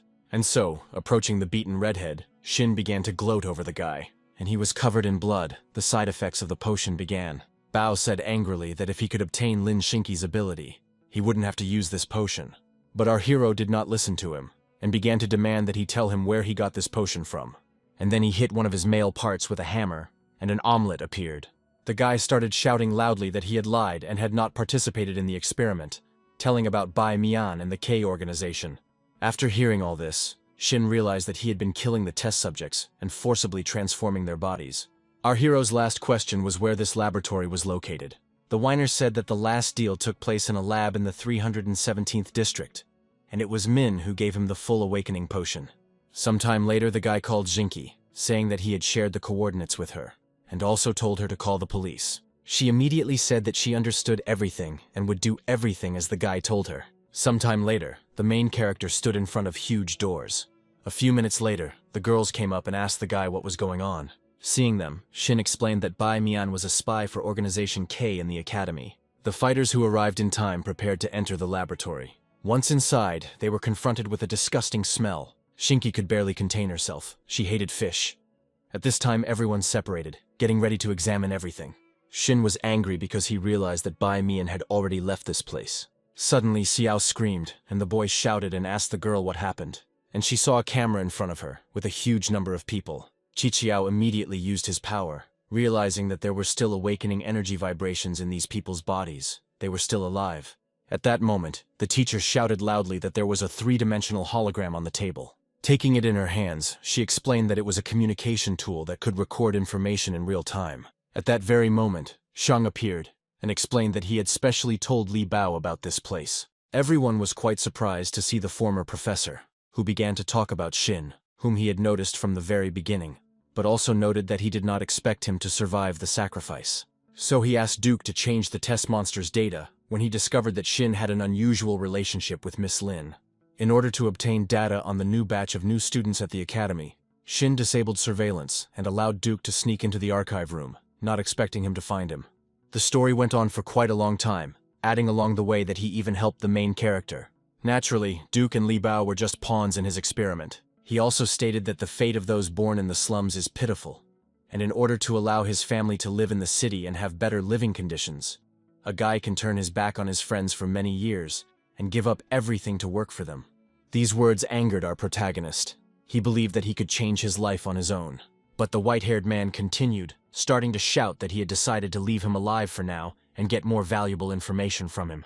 At this point, the recording ended and the hologram disappeared. The teacher, with folded hands, turned to our protagonist, saying that last time, she asked her husband to conduct an investigation into his parents, but there was no news since they received an S-rank military assignment 20 years ago. Clenching his fist in anger, Shin was going to deal with the organization and find his parents. He wanted to know the truth. The soldiers who came in said that they had gone through all the rooms. Bai Ming had taken all the important things, and they also reported about Li Bao. Lin Xingqi clung to the guy, saying that she would always be by his side, and suggested that they return to the dorm and rest. And so, sometime later, already in the dorm, the guy gave himself up to his thoughts, realizing that he didn't have any information yet. A pleasant picture appeared before his face. Both girls were ready, saying that they were interrupted last time. They were going to start all over again, asking the guy to be more gentle. The guy's eyes lit up, and he immediately rushed into bed with the girls, intending to increase the value of awakening. And so, 3 hours later, he found himself in an unfamiliar place. The system announced that the guy needed to complete the fusion 10,000 times to remove the zombie poison. And also, if he wanted to remove the weakness, he needed to complete the practice with 5 people of the opposite sex. These words made our main character very angry. And so, he returned to reality. The girls were sleeping, and he was thinking about his parents, getting ready to first get rid of the separation of death. The maid noticed the guy was missing, assuming that he went to another girl behind the miss's back. She was going to find out everything. While flying on a flying pig, our hero thought that he hadn't had enough money lately, so he had to work part-time at night. The maid began to think that the guy was moving to a rich area, cheating on him with someone. She was going to get him back. Anger filled her, assuming that the guy had decided to visit several girls at once in one night. The main character was stopped by security at the gate, who told him that he was not allowed to enter. To which the guy explained with a smile that he was an ordinary courier who had brought the late-night snack ordered by Mrs. Wang. But the security still stood its ground, not intending to let the guy through. This did not suit our protagonist. He shouted for them not to get in his way. He was going to pay his debt, that is, the order. A green-haired girl ran out to meet the guy, asking him to throw her food. Stopping at the gate, she asked the guard to leave her, because snail noodles are the best delicacy. She wanted to eat a little. Seeing this situation, Shin jumped over the gate, saying that he always delivers food to the customer. The security immediately reacted negatively to the intruder. They wanted to grab him. But Qiqiao wasn't going to give up. The guy was only thinking about delivering the order. And so, literally a few seconds later, the food was in the hands of Mrs. Wang. She thanked the guy. She was glad to have such a courier. Having sat on the pig, the guy began to fly away, asking not to thank him, because their goal was to feed those who wanted it. She, hearing these words, became embarrassed, thinking that he was too good. She was going to find out his phone number. Outside the gate, the black-haired man met Xiao, asking why she didn't come back and was resting. He asked her not to control him, and she apologized because she had misunderstood everything. Qiqiao awkwardly explained that he didn't have enough money, so he worked part-time at night. She thought with embarrassment that her son-in-law was thrifty. Because he helped others, she could not doubt him, mentally asking him to punish her so that she could not walk anymore. But she didn't have time to say it out loud, because the main character had already flown away. And so, sometime later, today's goal was achieved. The guy delivered more than 500 orders. When they arrived in the slums to see their aunt, they were immediately attacked, but they attacked out of fear, because ordinary people were being pursued by orcs. Our hero was surprised and didn't believe it at first, but as soon as he saw the animals, his mouth dropped open in amazement. They immediately prepared for battle, realizing that this would not be easy, and they continued to advance. With every second there were more and more of them, and the wall was destroyed. Shin rushed to the fallen woman's defense, stopping one of the thugs and ordering the maid to go to the shelter and protect everyone there. And he himself entered into battle against these animals, shouting that in his eyes they were just ordinary ants. So sometime later, everyone was lying on the ground and Shin was wiping his hands. One of the leaders noticed the boy, telling the rest of his fellow beasts not to mess with him, shouting that none of his comrades should forget about the main goal. At this time, there were several monsters inside the city. Shin noticed how the monsters began to kidnap people, but a female voice called out to him, shouting for the guy to stop. Looking at the girl, Shin guessed that this was their leader. She was very strong, about A rank. Shin immediately asked her who she was. They had invaded human territory without any reason. The girl explained that she was a guardian, and that now the king of the beasts had no reason to take over the slums himself, and then asked if they had forgotten what had been done to them. After all, they, humans, have always considered themselves the eldest among all living creatures, thinking that they are at the top of the food chain. but in fact, they killed other mammals senselessly. Hundreds of years ago, they explored various ways of killing animals, including drying, steaming, stewing, and frying. Therefore, using a battle roar, the girls shouted out what kind of orcs these were. The orc leader's battle roar increased the strength of his subordinates by 50%, and they began a crusade against humanity. The protagonist did not understand where they all came from. Xiao noticed that a new wave was approaching them. It was too big. The twins were overjoyed, because an army of support was coming to them. They were coming to save them. A huge number of people appeared in the sky, sitting on flying pigs. Shinki immediately turned to the guy, saying that the alarm had sounded in the middle of the night, and the instructor had brought them for support. And then, using her power, the girl shouted that she would deal with this. The orcs in turn laughed, because they considered people to be just soup. They began to defeat people, and human screams began to be heard everywhere. Shinki arrived in time, using a healing shield, and the main character himself entered into battle against the white-haired girl. She laughed at the man, because in this state she became 10 times stronger. But our hero did not understand her laughter, because he was able to easily throw her weapon aside. And then he rushed to attack the girl herself, because his strengthening of the body had never failed him. Using a lightning bolt, the attack achieved its goal. The white-haired girl screamed that people were all vile. Realizing that everything worked out, the main character began to laugh, because he himself did not expect that everything would go so smoothly. Ranged monsters entered the battle, attacking the boy. This way, I will give my leader a chance to escape while our hero is suffocating from the poisonous attack. Using his shield, he shouted for them to not let anyone escape, saving people in the process. The instructor shouted that there were not enough people in the rich area, and the higher-ups wanted them to leave the slums and go to support. But the guy immediately refused, not understanding whether people from the slums were unimportant. And then he told Lin to go to support, and he would stay here. He decided that he needed to be calm. He couldn't watch his friends being sacrificed. He had the strength to protect them. And so, everyone left. The guy turned to the twins, asking them to help him at home. Once they got home, he explained that the two of them had to help him with his practice, asking them to turn their backs to him and saying that it might hurt a little, promising them success in the future. They believed the guy, immediately standing with their backs to him and leaning over.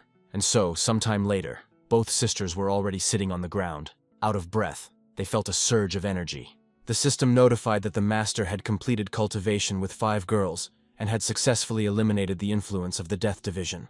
Mounting the pig, he thanked the girls, promising to return all the kidnapped slum dwellers. They excitedly said goodbye to Shin, asking him to return safe and sound. But the guy no longer heard them, trying to manage to save his friends. At this time, monsters were leading people to the borders of the orc territory. Our hero watched this, thinking that last time he used the power of the mind to remove the virus. And thanks to this, he learned to manipulate cells. First, he was going to focus his thoughts on the cells throughout his body, and then imagine a beautiful orc. And so gradually his body began to glow, thereby changing. He turned into an orc, realizing that he was all overgrown, but he was happy, because he knew how to cut hair well. And now he has completely changed, taking on a rather beautiful image. As he approached the entrance to the tribe, he was stopped and told that he looked strange. But the guy immediately began to tell them that he was originally a monkey on Mount Kaoko, but later turned into an orc, and his relatives drove him out. Upon hearing this story, the guards began to cry because the guy had been through a lot.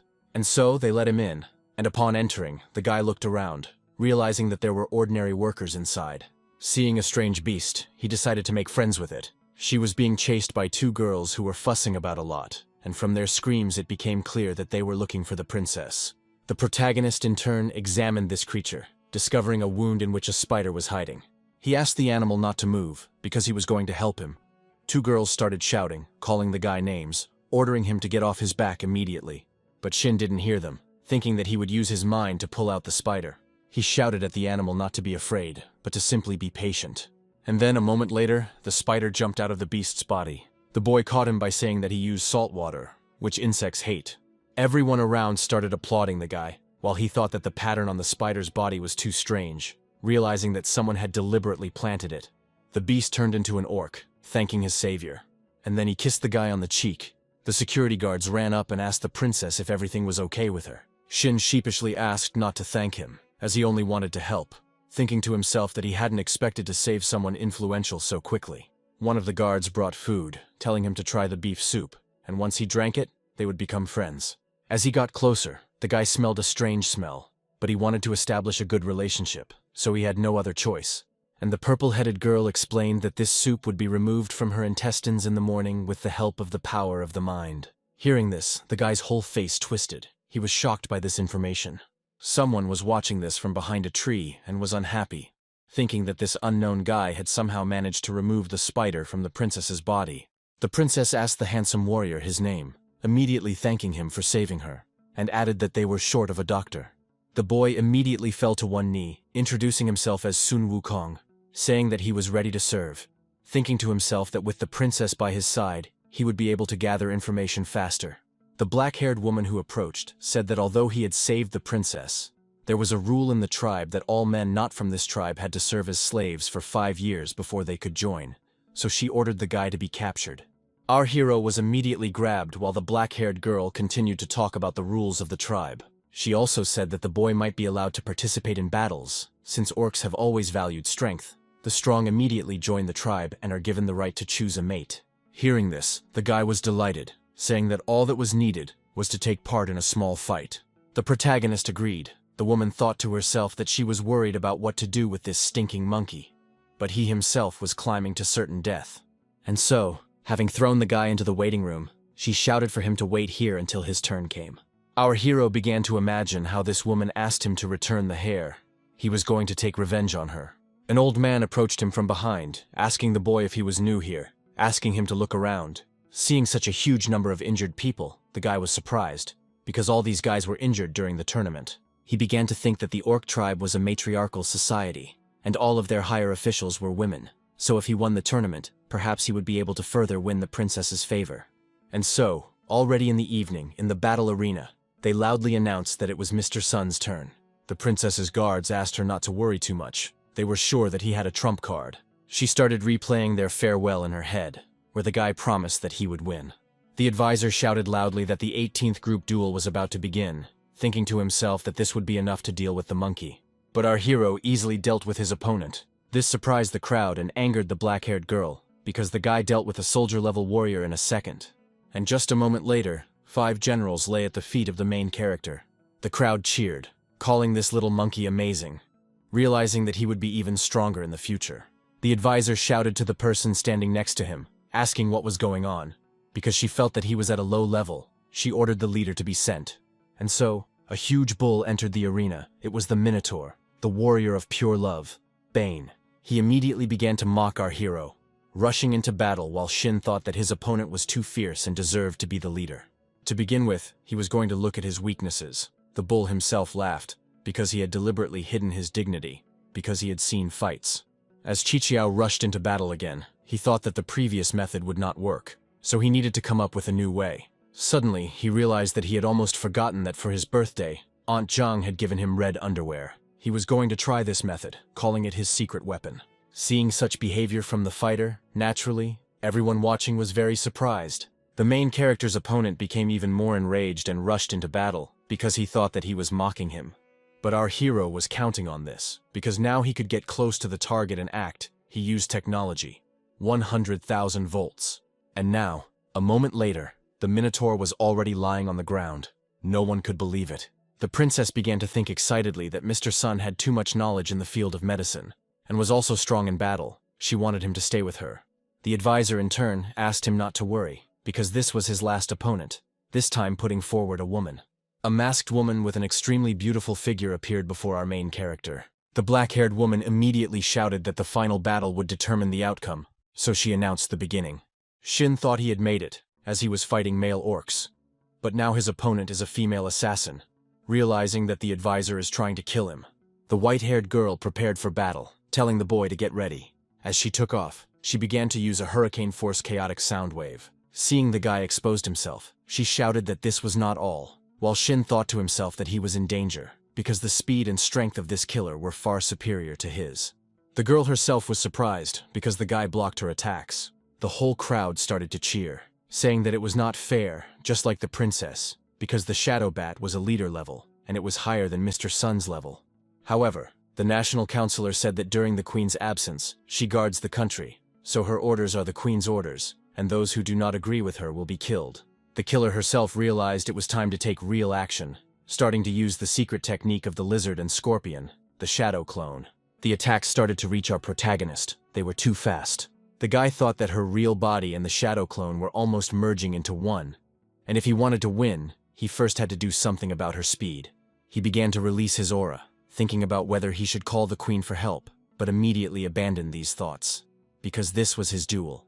Shin used the 10 million volt technique because he decided that the best defense is a good offense. Seeing this, the girl laughed, saying that her wings were absolute protection. The advisor herself was surprised, because the guy was still holding out against her student, but she was prepared. Hands appeared from under the ground and grabbed the guy by the legs. The princess began to get angry at the advisor, saying that she was despicable, promising that she would answer for it, and she explained that she was just making the tournament more interesting. The killer decided to take advantage of this by launching an instant attack, as it was a great moment to kill the guy. Covered in blood, the boy thought his nervous system was damaged. Realizing that he couldn't even handle zombie blood, he understood that he had failed to save his neighbors, and as he began to say goodbye to the world, he was glad because he had been able to free himself from the division of death, and Shinki was not in any danger. The image of the twins appeared in his mind. He apologized to them, thinking that they had the potential of awakening the mind, and by merging with them, he absorbed their awakening techniques. The system explained that when he fuses with someone of the opposite sex whose awakening level is much lower than the protagonist's, he can directly absorb and learn their techniques. The resurrection happened. The guy screamed that his brain was boiling. The killer didn't understand how this was possible, because her blade was supposed to damage the guy's brain. She understood that she had to strike first. But it was too late. The guy used the intelligence reduction. The opponent started talking nonsense, barely able to put words together. And then, turning her back to the guy, she bent over, starting to ask him to punish her. Approaching her, the main character shouted that he had won, and then hit the girl on the butt. The judge announced the end of the tournament, calling the name of the champion. It was Sun Wukong. Everyone congratulated the boy. The princess and her guards were the happiest of all, because none of them expected the boy to be so strong. The green-haired girl immediately threw herself into the guy's arms, proposing to marry him. And as soon as the guy heard the girl's proposal, he was surprised, realizing that perhaps the wedding night was approaching. The princess said that she had never seen such a smart and strong man. She asked him to marry her, promising that she would bear him 10 children a year. The guy immediately fell into his imagination, not understanding how he got himself into such a situation. The princess's guards asked the boy not to panic, as their tribe has a holy spring, and through human sacrifice, the orcs evolve. They also explained that after bathing there, the boy can have sex with anyone.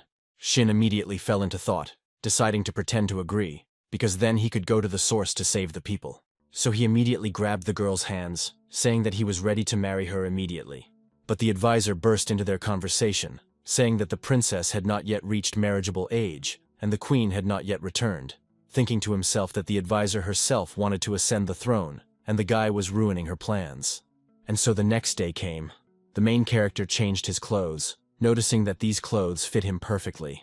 The guy started the marriage test. In front of him stood a huge number of girls, where only their legs were visible. The advisor laughed, saying that it was a very simple test. All he would have to do was infect the princess. Naturally, the guy was surprised, because it was too difficult a test. Seeing that the guy was hesitant to choose, the black-haired girl began to mock him. And he decided to use his charm, because it's a time-tested method. The guy began to think to himself that the smell of the sea and all kinds of seafood was pouring right into his face, realizing that this was not a princess. Noticing that others were unshaven and others smelled completely different. And so, approaching one of the girls, the guy realized that there was a faint aroma of green grass hovering around her feet, pleasantly sweet and refreshing. He immediately pointed out that it was the princess, and naturally the national advisor was angry, because she didn't know what he could find. The green-haired girl jumped on the guy, calling him magnificent. She really began to consider the guy her destiny. Their dialogue was interrupted. Aircraft carriers appeared. People started falling from the ground. Lin screamed that she had finally found Qiqiao. They were coming to his aid. Standing in front of the boy, the black-haired girl explained that during the battle they had obtained important intelligence, saying that people were locked in a white tower near a holy spring. The princess became angry and asked the monkey who these women were to him. A whip wrapped around her body and she began screaming that he was pretending to get closer to her and get information. She ordered the suicide bats to attack the aircraft carrier and ordered the rest to kill all the people. The monkey had to be captured alive, and the rest were to be sacrificed. Lin shouted to the guy that they would quickly deal with them and hurry to save people. The maid also entered the fray, intending to keep Miss Lin as safe as possible. The princess herself entered into battle with the main character, shouting that this was unforgivable. She was going to take him for herself by force. Shin shouted to the girl that he didn't want to hurt her. He understood that he was guilty, but he explained that he only wanted to save people. Looking at the girl, he realized that she had almost reached S rank. A man who had arrived in time distracted her from the battle, saying that something had happened to the source because an uninvited guest had appeared there. Stopping, the princess told the boy that they would leave the fight for now, offering to help the people. The girl understood that the people were strong, but they would obey her as long as their comrades were held hostage. The hero himself was shocked to think that if the source was open, then people could get hurt. And so, having arrived at the holy spring of the orcs, he noticed a familiar face. It was Bai Mian, and the former professor greeted the academy student as calmly as possible. The girls arrived and started shouting at the guy that he was a spy, and they ordered him to raise his hands. Our chief rushed in to battle the hero, because he saw that the man was stealing water from the holy spring. In front of Shin appeared the praying mantises that hid in the holy spring. Bai explained that he had placed numerous mantis eggs under the holy spring, and after modifying them, their speed, strength, and endurance had increased by almost 100%. Our heroines entered the battle, deciding to first get rid of these creatures, because they were blocking their way. In response, Shin used the power of the elements, while the princess explained that praying mantises are very intelligent and quickly reproduced insects, while thinking that the guy was protecting her. The teacher shouted an order. She was obliged to capture Bai Mian alive, but he began to use his power, saying that 80% of the water had already been extracted, and now he was offering them to see what miraculous effects this holy water had. The water hit the mantises and their bodies immediately began to glow. A collective merger and evolution took place, and a new being emerged. Seeing this, the white-haired man's eyes lit up.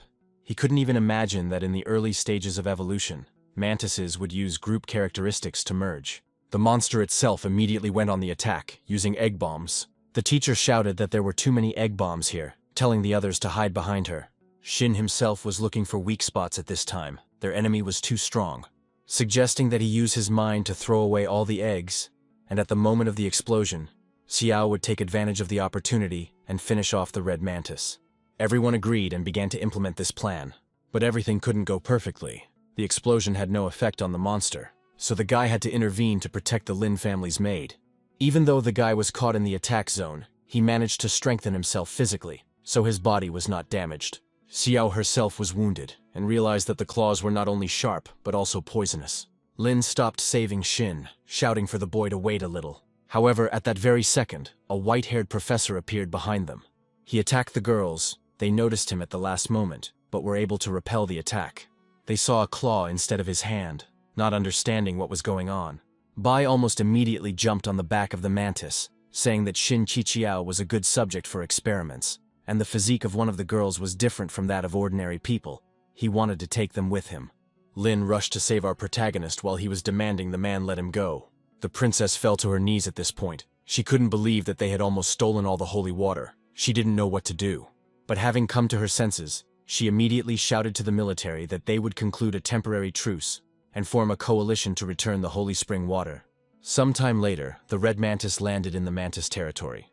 Our heroes were locked in a room. He understood that if it weren't for Xiao, he would have fought the former professor. Shinki called the guy, saying that the maid was in very bad condition. The guy came up and concentrated the aura in his hand, telling Lin to expose Xiao's chest, because she was poisoned by the praying mantis. Looking at the girl, he realized that there were only 3 millimeters left to the heart. 2 ribs were broken, and the internal organs were protruding. The injuries were too serious. He knew he already had some skill in manipulating cells, so he would first stop the bleeding and then repair the broken ribs. Pouring her power into the girl, she thought she felt warm palms. She understood that her wounds were slowly healing. After remembering the moments when she was a child, her parents decided that she had a frail constitution and would not be able to become a strong awakened in the future, so they abandoned her right in the rain. But at that moment, Lin appeared and offered to follow her. Later, they accepted her into the Lin mansion, and she became the mistress's personal maid, so she decided to protect her all her life. Now that the young lady has a lover to repay her, she will work hard to repay him for saving her that day. She helped her son-in-law practice, and then the maid began to open her eyes. She immediately threw herself into the guy's arms and began to tell him that it was all because of her. But the guy began to encourage her. Because it was her fault, he was going to find a way to save the girls. Shinki began to consider various options while the boy used his unique vision. And so, he found a man. He was standing near a fusion machine that unites two beings. The guy watched the fusion of a D-rank and a C-rank monster, the strongest absorbing the weakest. And as the fusion took place, the machine was destroyed. Bai shouted that this machine was truly wonderful. Bai shouted that the fusion had gone perfectly. Now he could mass-produce the strongest awakened beings in history. The guy said out loud that Bai Mian was conducting experiments on merging bodies, and at the same time, he was conducting them on himself. Using his mind, the boy opened the door while Lin screamed that the former professor was a mad scientist. But as soon as the door opened, a beautiful figure appeared, who said that Mian had ordered her to guard them. It was a woman praying mantis, and naturally everyone was surprised when they saw her. And she explained that she was the queen of the Mantis clan. Bai Mian helped them steal water from the holy spring, and in exchange they captured many orcs for him to experiment on. Starting to use the lightning element, Xin rushed into battle, saying that he would deal with her, and that Lin and Xiao were to go on. The green-skinned girl was surprised, because the male was ready to sacrifice his life to fight for the girl. She admired him, asking him to become one with her in the evening, and then become her food. Hearing this, the guy froze, because he didn't expect this from the nasty creature. She attacked him, thereby knocking the guy to the ground. But he fell due to intense fear, and not the attack. The queen immediately approached the guy, saying that she had already eaten 999 men, and then she kissed the guy hard right on the lips. The girl understood that it would be a wonderful night, adding that there was a paralyzing poison in her tongue, and soon the guy would die from extreme pleasure and fun. Xin thought to himself that the insect was too fast and heavy, afraid that his rod might break. He began to see strange images in his head, assuming that these were the memories of the praying mantis queen that he accidentally saw. Suddenly the queen froze, continuing to sit on the guy's staff. Foam began to come from her mouth. She screamed that the guy was even more poisonous than her. Standing up, Xin thought that the queen was too domineering, because she even bit his lip until it bled. Lin, at this point, had already used her power, promising to kill this vile insect for what she did to the guy. Shinky asked with a shout as she looked at touching her man. And so, sometime later, our Trinity had already reached the Mad Doctor. Seeing the trio, Bai shouted that it was amazing, because he didn't expect Xin to be an all-powerful awakened being. He asked to merge with him and allow him to become the most powerful being. In response, the guy shouted at him to let everyone go, and then he would do everything. But Lin was not going to let her man go. Seeing this picture, the professor laughed, explaining that their union had been planned by him from the very beginning. Having told him that he had known about the boy and his parents for a long time, he became very interested in Xin, but did not understand why he had not awakened. He accidentally learned the secret of the Lin family, deciding to take advantage of it. And so, after a few more manipulations, everything went according to the white-haired man's plan. Having finished his story, he rushed into battle, saying that he was the boy's parent, since he had raised him, and now he demanded payment for this, promising to continue the bloodline of his family. But Xin was not going to give up. Also attacking the man, he called the professor a madman, because he even merged with the mutated monster. Turning around, Qiqiao was surprised that he hadn't even touched the doctor, and he began to gradually radiate power, saying that he knew about his technique against men, so he specially merged with a lizard and a worm to turn into a hermaphrodite. A moment later, the professor's hands turned into tentacles. The tentacles began to envelop the guy's body. Xin screamed that the professor was a pervert. Lin entered the battle asking to forget that she also exists, using the power of the mind, turning the power into swords, thereby cutting the tentacles. As soon as the dust cleared, Bai Mian changed, and in a feminine voice he said that the girl's speed was excellent, adding that his regeneration was at a good level. He explained that he had 8 hearts in his heart, which is why he was immortal. And so, Lin was captured. Bai continued to shout that they were no match for him. Xin rushed to the rescue, starting to use the element of lightning. But Bai was too strong, continuing to ask the protagonist to merge with him. Holding back the professor's pressure, the boy turned to Lin, saying that he had a plan. She needed to figure out how to hold off the doctor for 10 seconds, since he had learned a new technique. She began to use full mind control and shouted that she understood everything. The white-haired man was enveloped in a sandstorm, and seeing this, Xin mentally praised his girlfriend. Lin shouted at the guy to act faster, and he grabbed Xiao, explaining that he was going to destroy all of Mian's hearts at once, but he needed to maximize the area of effect of his attack, so she had to help him. Spreading the maid's legs, he said that this attack would be called a combination attack, a powerful shot. At that very moment, the girl began to feel a wave of energy and warmth emanating from the body of the guy standing behind her. She couldn't stand it.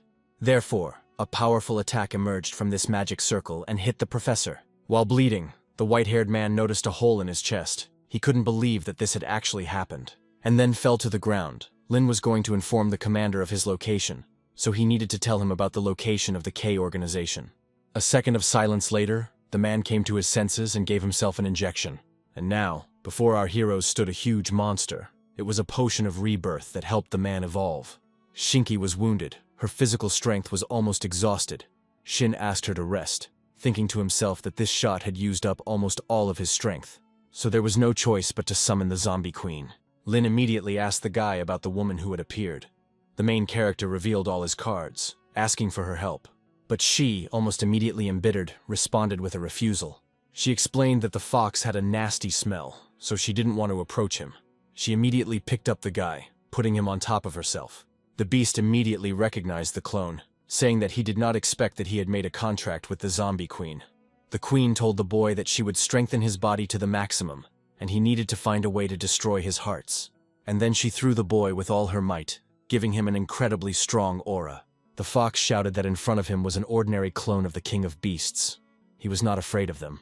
Shin himself was surprised, because instead of intense heat from the fox, he felt only a chill. Mentally, he praised the queen. Having approached the monster, he immediately attacked the fox, punching a huge hole in its chest.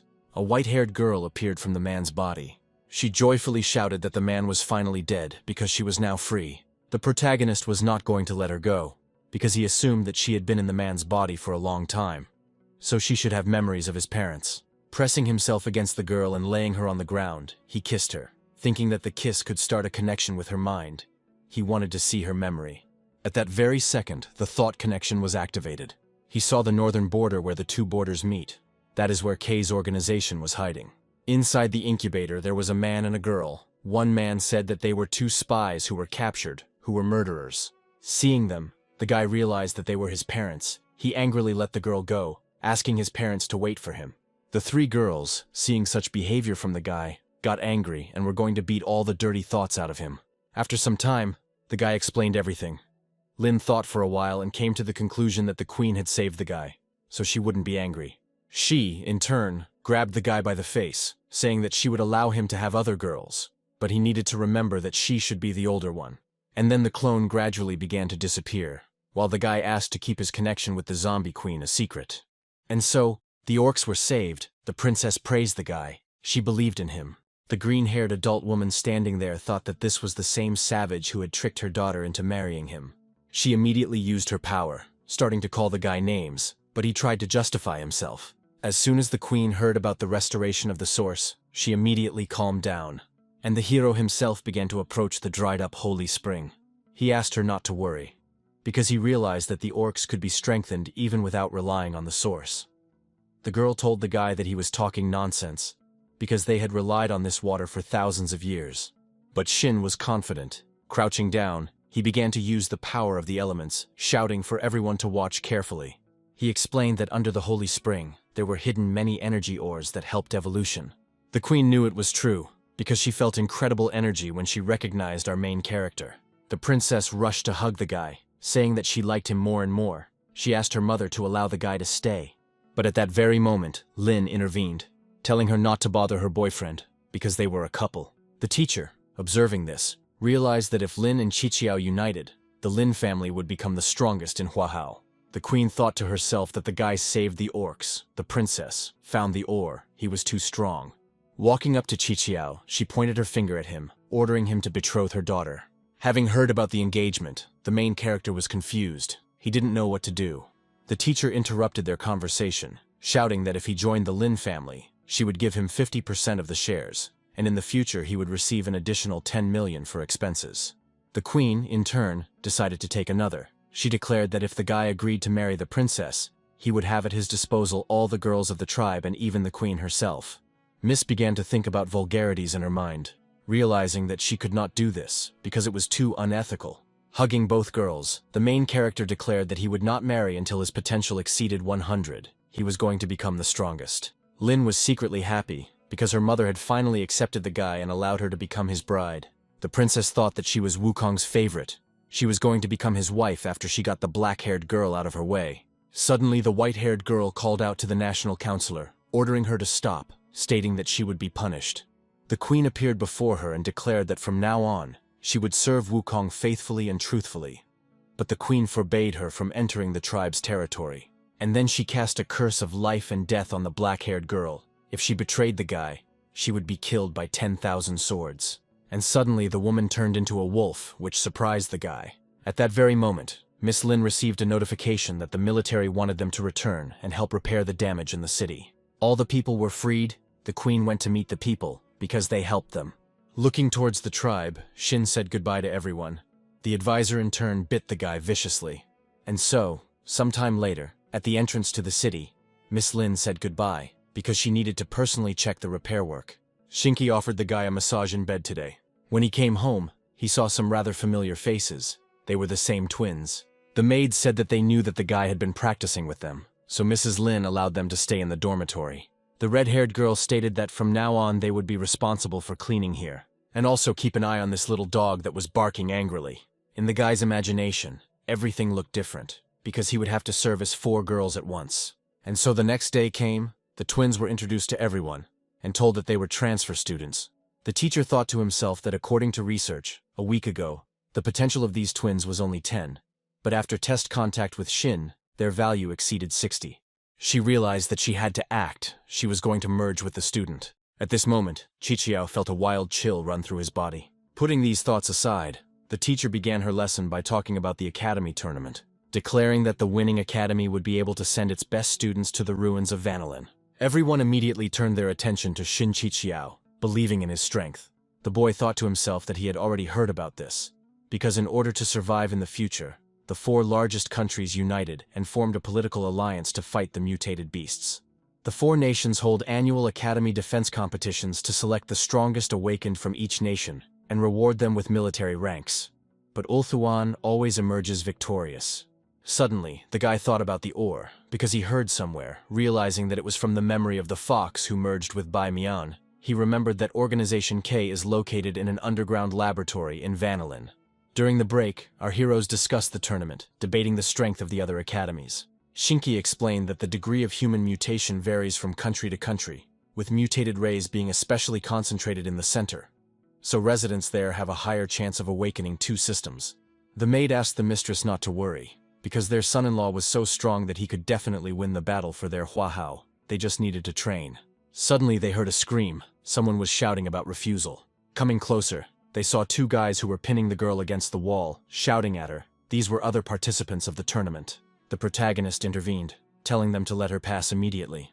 They noticed the guy and started laughing, saying that they just wanted to play tennis, but the girl refused to give them a court. Shin couldn't contain his anger and was about to hit one of them, but Lin stopped him, saying that if he hit them, he would be expelled. Hearing this and thinking for a bit, Shin suggested that they play doubles tennis 2-on-2, and if they win, the court is theirs.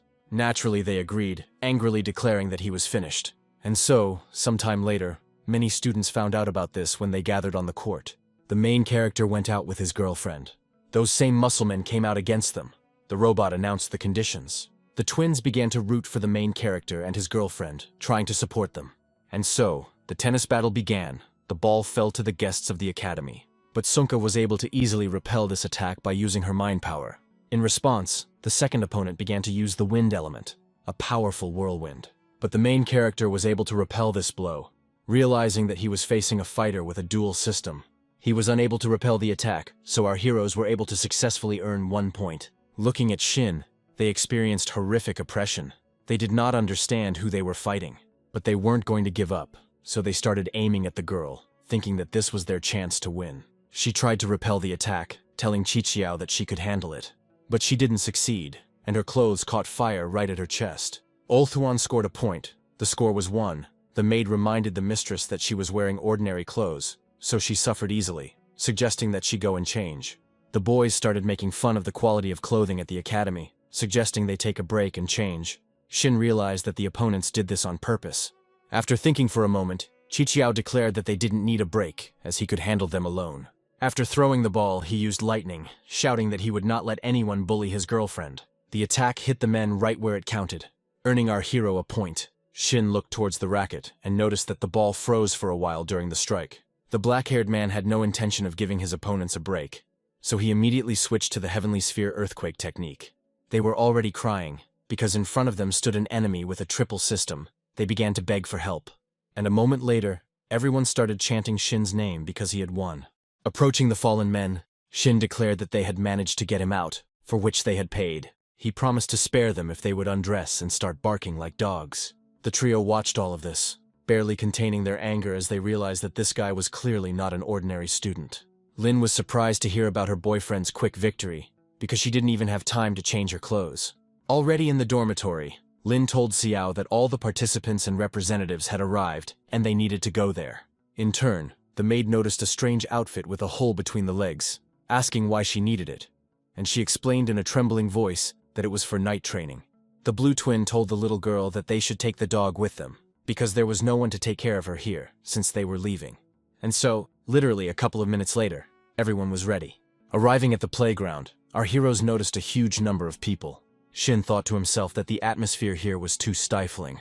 A white-haired girl appeared and began to say that there were newcomers standing in front of her. A representative of Rumi appeared next, asking not to judge anyone by their appearance. The Ulthuan representative said they were all trash.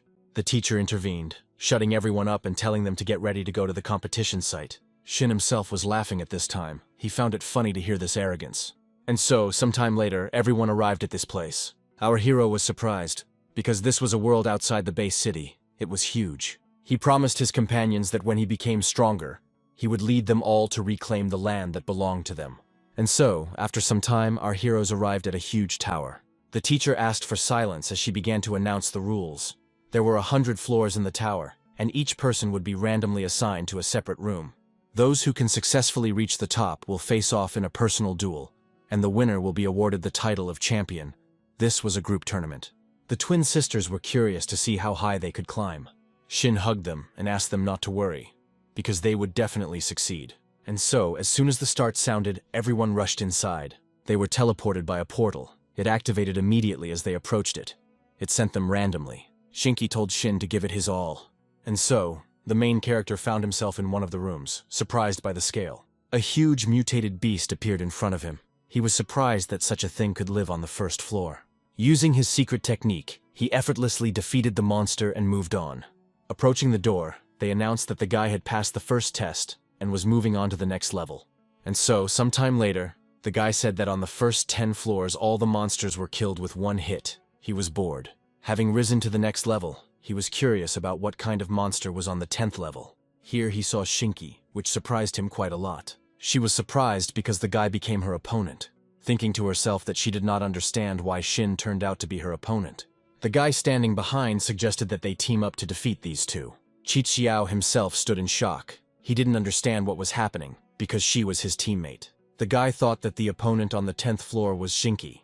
This was his first fight with someone from the country of Ryumi, and he did not know what strange techniques she would use. The black-haired girl said that she felt Shin's courage every night. She was confident in his strength. The fair-haired girl asked her partner not to give in, because it was a matter of authority. And so, the robot announced the rules. They were that you had to rip off the name badge. The winner was the one who stole it first. The use of force was prohibited. Behind our heroes, right on their backs, badges appeared. Seeing his partner, Shin started to get angry. Because his partner was just staring at beautiful girls, he was going to kill him after this match. But the girls were in a fighting mood and immediately rushed into battle. Shin realized he would have to fight alone, so he prepared to face two at once. Suddenly he felt difficulty in moving, noticing that the fat man had grabbed his leg. The fat man shouted that he would not allow force to be used against these beautiful ladies. But even with him, Shin was able to calmly jump to the side, starting to mock the representative of Ryumi. She did not respond to the provocations, telling the guy that she would now show them their strength. And so, the fat man was already beaten, but the attack did not reach our hero, because this poison was too weak. Taking advantage of the moment, the representative of Ryumi tore off the fat man's badge. Shinki, in turn, rushed towards Shin, intending to decorate his badge. But without using physical force, Shin was able to easily throw the girl aside. The robot issued a warning to the red team, that is, the team of men, for their harsh treatment of the girls. Taking off her badge, the blonde declared that the guy had been caught, and then she turned away from him. Our hero began to use his power, because he did not understand what she was doing with the badge. Turning around, She declared that she had stuck it on the most secret female place. It was impossible to tear it off. And if he did, he would be charged with a serious violation. Shinki rushed into battle again while Shin stood there, thinking of a plan for what to do. At that very moment, the guy's gaze was riveted to another girl. He realized that their power in his eyes seemed to have improved, and he could see more. He saw some smooth lines. Having decided that whatever it was, he could simply cut them off. And at that very moment, time stood still. Now he understood why the tennis ball had frozen. Since everything was going so smoothly, the protagonist decided to conduct some research. And then, literally a moment later, he tore off one of the badges that was in the women's area. The guy was happy, because such power really helps. As soon as time returned, our protagonist apologized to the blonde, thinking that he could now only stop time for 5 seconds. She, realizing what the guy had done, became very embarrassed, calling him names because he had treated her rudely. But at that very moment, Shinki tore the badge off our hero. Shinki's mental power improved because she moved very quickly. He was glad that she was his woman. The robot announced that the blue team had won, and then declared that the first day had been successfully completed. Shin thought to himself that there was something suspicious about this championship, and was going to conduct an investigation.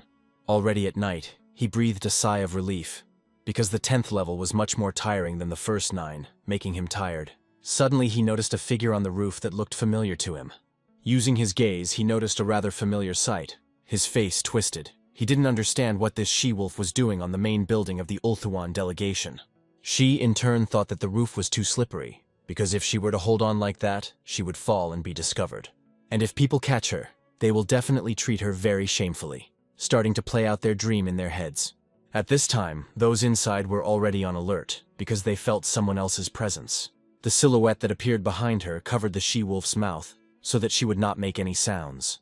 It was our main character, who began to leave this place with incredible speed. Once outside, the duo began to loudly ask who dared to eavesdrop on them. But they didn't notice anyone, deciding that it was probably an ordinary cat, while saying that some plan had already been launched. The hero himself used the power of invisibility, telling the she-wolf to stop twitching. The duo returned to the house, and our heroes began to successfully leave the building. And now, inside his house, the main character scolded the she-wolf, who shouted that it would be better to wander the world than to be his dog. Our hero himself did not hear the girl, thinking that the 2 academies had merged. After letting the girl go, he said that he understood what the problem with the mechanism was, because the selection of players at this youth tournament was strange. The she-wolf was not going to tell what she heard, to which the protagonist took out the remote control, saying that the queen gave it to him to control the black-haired one.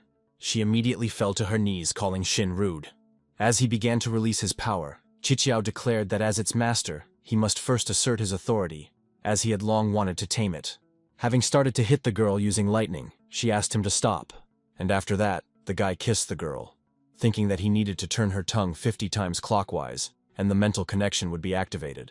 I started thinking to myself that something was about to choke. The connection with the memory was successfully made. The guy was going to see what happened an hour ago. The girl ran out of the dorm. She wanted to escape while they were participating in the tournament, but she couldn't get out. When she wanted to return, she accidentally entered the Ulthuan rest area. To avoid being discovered, she had to hide on the roof, and she accidentally overheard a conversation between 2 countries. The girl and the boy discussed how they could gather young talents by changing the group system, thereby eliminating the members of large families. The girl stated that they could arouse suspicion among large clans and families. In addition, the conditions should not be too obvious. After listening to everything to the end, Shin thought about how Ulthuan and Vanolan had conspired with each other to try to use the youth championship to suppress the military power of the other 2 countries, and the domestic champion was also a member of a noble family. Now it was clear to him why they had slipped him an idiot onto the team. At that moment, Shinki ran in, shouting that something terrible had happened, because the first death had occurred. The girl from Ryumi had gone up to the 11th floor and lost. She had died. Recalling the rules, Shin replied that nothing was said about what would happen if all the stars were lost, adding that they were controlled by a barrier that would prevent them from leaving. On one of the floors, a girl lay dead on the ground. She couldn't move. Shinki was going to contact the military and demand that the tournament be stopped immediately, but as soon as she tried, there was no connection. Shin should have predicted this, because Organization K had cut off all communications. They needed to think of a way to overcome this difficulty. A table appeared in front of them. These were the results of the first day. The robot also said that student Ryumi was removed from the competition, as he was destroyed by the program. Hearing this, Lin was stunned, because anyone who wanted to leave the tournament would be destroyed. The remaining trio of girls teamed up and climbed 10 floors in one breath, but unfortunately, they were defeated on the 11th. The headmaid thought to herself that because of the mistakes, the number of stars for the 3 of them had been reduced to 5, and she thought that her son-in-law should have punished her. But Lin supported them, saying that there was nothing to worry about, and also asked Shin to treat them. Having agreed, the guy thought that he should carefully plan how to make sure that they don't lose all their stars. And so the next day of the stages arrived, the twins said goodbye, asking not to worry about them.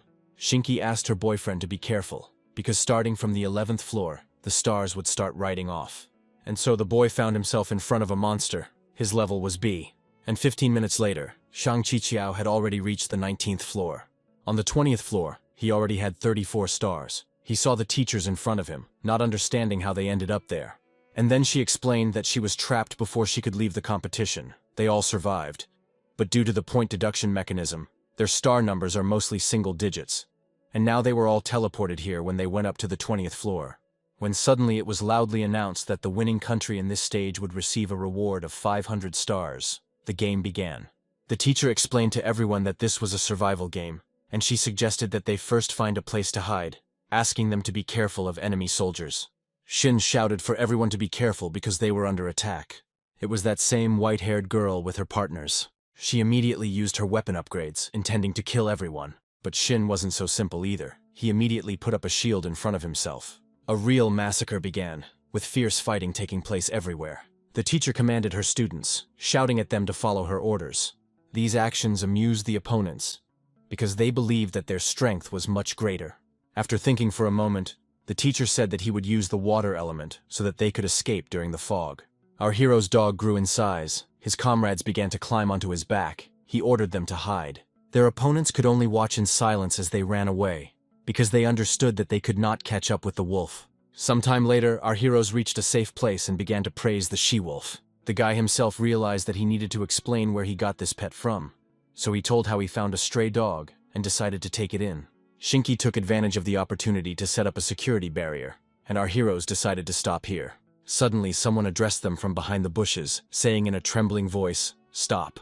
The girl claimed to be a representative of Rumi who wanted to negotiate with Hua Hao. Shinki approached Rumi, greeted her, and then said that her name was Miduzi. She told her about the K organization, and also that if the number of stars dropped to 0, their life force would be sucked out by the tower space. In addition, she also revealed that 2 other countries were attacking them and stealing all their supplies. Shin intervened in the conversation, saying that he remembered that she belonged to a noble family from the Ryumi kingdom, and he was curious about the reason why they wanted to form an alliance. The teacher apologized because due to the shootout with Vanillin and then the search for cover, they had only collected 7 boxes. Naturally, the main character was angry, because on the very first day, 10 stars would be removed. Xiao said she only had 11 stars, and after the deduction, that left 1. And then the counting of the tower began. All the students were crying, even asking their mother to take them away. But Shin yelled for them to wait, because since this was a team competition, he was announcing that Hua Hao and Ryumi had temporarily formed an alliance and applied to distribute the total number of stars collected by both teams equally among everyone. The robot immediately rejected this, because it was against the rules, but everyone started shouting, giving arguments. The blonde thought to herself that by combining the stars of the 2 countries and distributing them, it would guarantee that each participant would have more than 10. After some thought, the robot announced that the alliance had been successfully formed, reducing the death toll to 0. At that very moment, the girl approached the protagonist, saying that she wanted to talk to the strongest. He mentally cursed her, because she was distracting him from his night training with Shinki. Shinki, hearing this, was about to go with him, but the teacher first asked him to come to her, because they needed to summarize all the information. And so, our heroes found themselves in a tent with a sound and light impermeable barrier. Shin told the girl to quickly lay everything out, because he was in a hurry, and she, taking off her mask, said that they needed to raise their fighting spirit and fight the enemy together. She showed a special product of the country of Ryumi, which could temporarily rid people of fear and increase their determination. Taking it in his hand, Shin asked why she didn't wash it, thinking that he shouldn't relax, as it might be poisonous. The girl thought to herself that they were preparing in a special way. During their battle on the 10th floor, she felt the guy's strength. She wanted to take possession of him. After eating it, The guy felt a strange smell, and his body began to burn. The system immediately announced that the guy needed to complete the fusion with 7 women in order to obtain a new combination skill. And so, the girl tore the guy away from his thoughts by placing her leg between his legs. She said that it was time for them to get straight to business, intending to introduce him to the skills of Ryumi's female army. A she-wolf burst in on them, shouting that she immediately understood the girl's intentions. She asked them to join them, otherwise she would tell everything to the general public. A second later, both girls were lying excitedly on the bed. The guy, looking at them, understood that this would be a long battle. Loud groans began to come from the tent, so loud that they even slipped through the barrier. Sometime later, the system congratulated Shin on completing the task. The genetic link was unlocked. This skill can be activated by interlocking fingers with the opposite sex.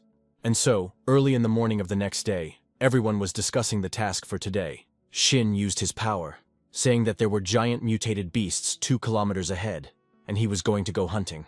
A blonde girl stopped him, saying that they would go together, thinking to herself that the previous night had been eventful. Shinki came running to them, shouting at her not to touch her boyfriend. And so, sometime later, they found themselves near the monsters. Ryumi's representative immediately used a fighting style using the ice element, surprising Shin. Lin apologized to Chichiao because she hadn't been able to restore her energy in time yesterday, and was now weak. The guy decided to test his new skill by taking the girl's hand, and their bodies began to glow. The system notified that the host had been paired with suitable DNA, and the skill was activated. The girl herself was surprised at that moment, because she turned into a weapon on the guy's hand. They both decided to test this incredible power by rushing into battle. And so, sometime later, it was all over. Shinki thought to herself that it was strange, but she was very pleased with the way Chichiao used her. As soon as our heroes were about to leave, they were called out to hand over their food. Ryumi's elite squad entered the battle with them, the girls shouting that they would not let them take their food. But the guys were not going to give up. They understood that at that moment the strong was eating the weak, having begun their attack. While defending himself, Shin thought that Shinki's physical strength was exhausted. He could hold out for a while longer, but he would have to retreat to the camp and meet up with the others before they could decide anything. At this point, Xiao arrived and asked if everything was okay with her comrades. Chichiao told Shinki to rest behind the barrier while he and the maid dealt with the enemies. Without letting Xiao intervene in the fight, the guy said that there were awakened beings with a dual system in front of her. She was also in danger, so they would have to use a combination skill. Folding their hands, the protagonist performed genetic fusion. It was successful. The guy received a powerful weapon called a laser gun. Shin lifted her up, shouted for the opponents to hold on tightly to the ground, and began firing at them at incredible speed. The enemy didn't understand how Hua Hao's technology had developed so much, since the cannon had literally appeared out of thin air, and they decided that they should retreat now. And so, on the ground lay those who had come under fire, and the cannon again turned into a girl. Shin praised Xiao. Miss Rumi Country suggested going back and regaining her powers, thinking to herself that this guy was not only an awakened person with a triple system, but also had other powerful skills.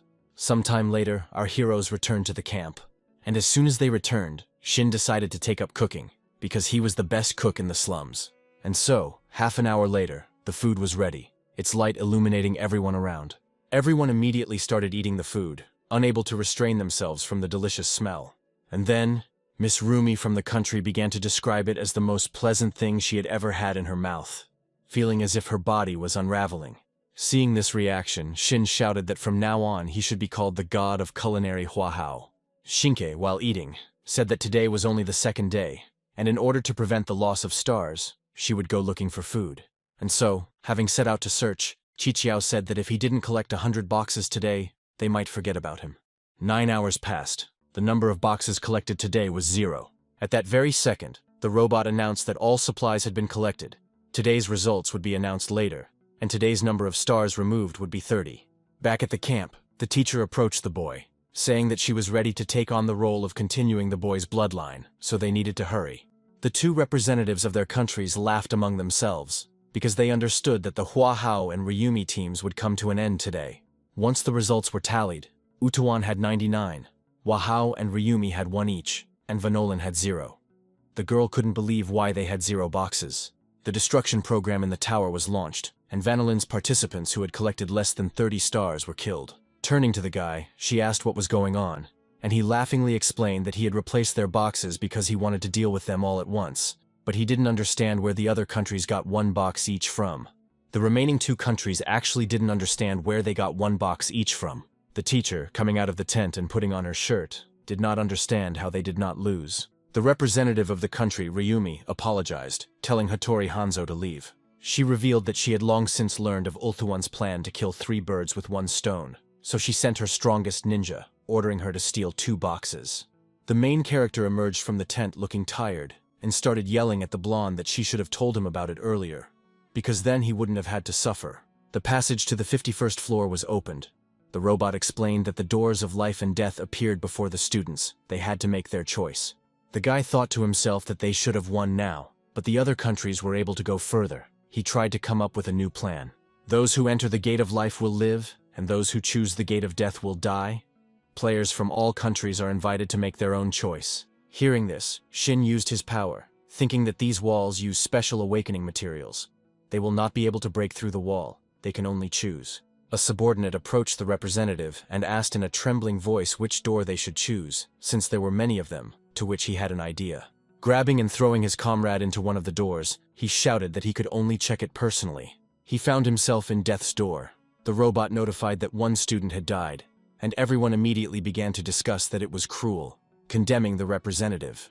He instantly armed himself, saying that he had a lot of ammunition, threatening that anyone who did not check the doors would die. Our heroes could only watch this in silence, and so, the door of life opened. The number of dead players reached 5. Immediately after this, all the doors were updated. The remaining time to choose was 30 seconds. If they did not have time to choose, everyone would be killed. The girls who came to the door shouted that they were ready to die for Ryumi. Our boy thought to himself that all the doors were equipped with security codes that could not be deciphered in a short period of time. Suddenly, it dawned on him, telling everyone to grab the door handle and open it on the count of 3, explaining that he has the ability to stop time. Everyone trusted the guy as they approached the doors. And so, on the count of 3, everyone opened their doors, and the boy activated his ability, starting to move from door to door, looking at absolutely everyone. From some of them, he felt a huge amount of radiation, realizing that there was death there. His time was also limited, so he tried to be as fast as possible. Behind another door, he saw a huge number of mines, and only on the 3rd try, approaching Sinki, he felt a pleasant feeling. As soon as the ability ended, he pointed to Sinki's door, telling everyone to go in there. And even having managed to grab the representative who was betrayed while trying to save her, at the very last moment, the guy managed to jump into the portal. The girl, lying on the ground, asked Shin why he decided to save her. To which the black-haired man, having begun to untie, explained that he was not a representative of Ulthuan. He could not calmly watch others die. She, looking at the guy, thought that in Hua Hao there were only cowards. But the man in front of her was brave and strong. At that very second, the start of a new round was announced, which would begin in 20 seconds. And so, at the last level, the fair-haired representative said that in their world the strongest wins, and victory and glory belong to Ulthuan. The number of survivors was 12 people. The main character's team appeared and was in full force. The guy said that they were ready to die, but they chose to live. Everyone immediately noticed that this place was not like the other rooms in the Tower of Fame. Realizing that this was an observation area, the man who appeared on the screen explained that they were meeting for the first time. He was the real organizer, and above all, he expressed his admiration. Having revealed that the tower was originally an alien teleporter, after testing it was decided that a powerful awakened being under the age of 25 was needed for teleportation. The winner will take on the task of exploring the ruins, so he announced the start of the final, which will be broadcast worldwide. Hearing this, the protagonist realized that in front of them was a member of Organization K, promising himself to meet him personally after the finale. A virtual girl appeared and greeted the players, introducing herself as the host. He explained that, according to the rules of the previous youth championship, the competition would be held simultaneously in a one-on-one format, with opponents selected randomly.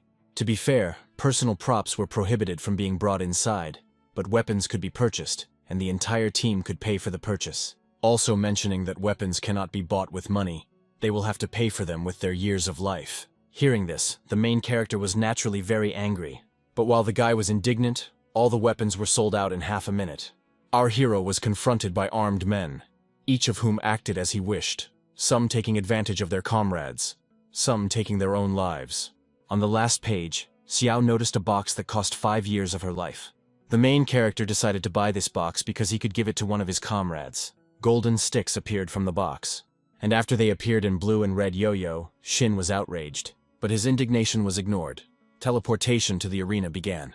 In his very first battle, the main character met with a representative of the country, Ryumi. She, taking off her clothes, said that the guy would now be convinced of their strength. Already in the fight, the girl confessed to the guy that she liked him. At one point, Shin even used a yo-yo, but without success, the girl was able to dodge it. Having gotten close to the girl, he was going to take advantage of the moment and hit her in the weak spot to win. But as soon as he reached her, his hand passed right through, and she explained that thanks to him, she became the strongest awakened water elemental in Ryumi, after practicing with him for a night. That very night, her body was able to transform, as the girl said, dodging and defending himself from the attacks. The guy thought that he could only defend himself, but he couldn't attack her. He needed to find a way to defeat her. She grabbed the guy by the face and said that she was ready to give him the victory. But after that, he would return with her to Rumi and would practice with her day and night with the entire female army. But Shin declined the offer, saying he didn't like handouts and wanted to win fairly. The girl promised that she would take the guy to Rumi by delivering a powerful attack on the guy. With a smile on his face, Shin managed to grab her leg and praised her for her slender and tender legs. The blonde noticed that her leg was simply frozen. The ice began to rise up. Shin explained that there are two ways to make water freeze. The first is to change the temperature, and the second is to change the pressure. He used pressure to change the girl's body temperature. And so, the girl fell to the ground, realizing that she could not get rid of the frost on her legs. She could no longer become liquid. Sometime later, she was already tied up. Finally, Shin struck the girl with lightning, and she immediately surrendered. In Zone C, a representative of one of the countries lost, and our protagonist found himself in front of another representative of the country, who immediately called him names. Shin saw a guy in front of him wearing the most expensive armor, as well as with a powerful weapon. He thought that this had cost him a huge number of years of his life. But there was no time to count, because the battle had begun. Shin shouted that his physical strength was much stronger than that of ordinary people, and he promised to win. But after the attack, he remained completely unharmed. There wasn't even a scratch on him, which made him laugh. After using his power, Shin thought that the defense of this set was really high, but noticed that a tiny crack had formed in the glove. But he was torn from these thoughts by another attack, which forced him to immediately defend himself. Using Zinki's technique, he copied it through constant nighttime practice. Shin observed the boy's slightest action. He decided that he needed to release electrons of the lightning element under his feet, and the more the better. The enemy himself was using a fire field at that moment, but our protagonist successfully evaded it, forcing the enemy to stumble into a minefield left by Shin. In an instant, the guy began to be struck by a huge amount of lightning. He screamed, not understanding how this was even possible, because all his armor was broken. Standing in front of the naked boy, Shin explained that the basis of the Hua-Hao martial art is to skillfully take advantage of the situation, explaining how he managed to destroy his armor. The blonde man was angry, shouting that he would become the strongest representative of his country, shouting to the organizer that he wanted to acquire the hidden item. The presenter explained that the Ulthuan team had bought over 90% of the items, thus receiving a bonus, which angered the protagonist. The fair-haired man himself laughed loudly, saying that he had bought a unique item that would break the main character. He himself had paid for it for almost 700 years with the help of his comrades. In Zone E, all of Zinki's opponents fell to the ground, and she didn't understand what was happening. Hearing this, the main character became angry, because the guy was too cruel for his age. As soon as the guy used the capsule, a huge monster appeared in front of him. Our protagonist realized that Organization K had captured this beast and placed it in a capsule. But the main character wasn't going to give up so easily. He immediately rushed into battle, using an intelligence reduction on the beast.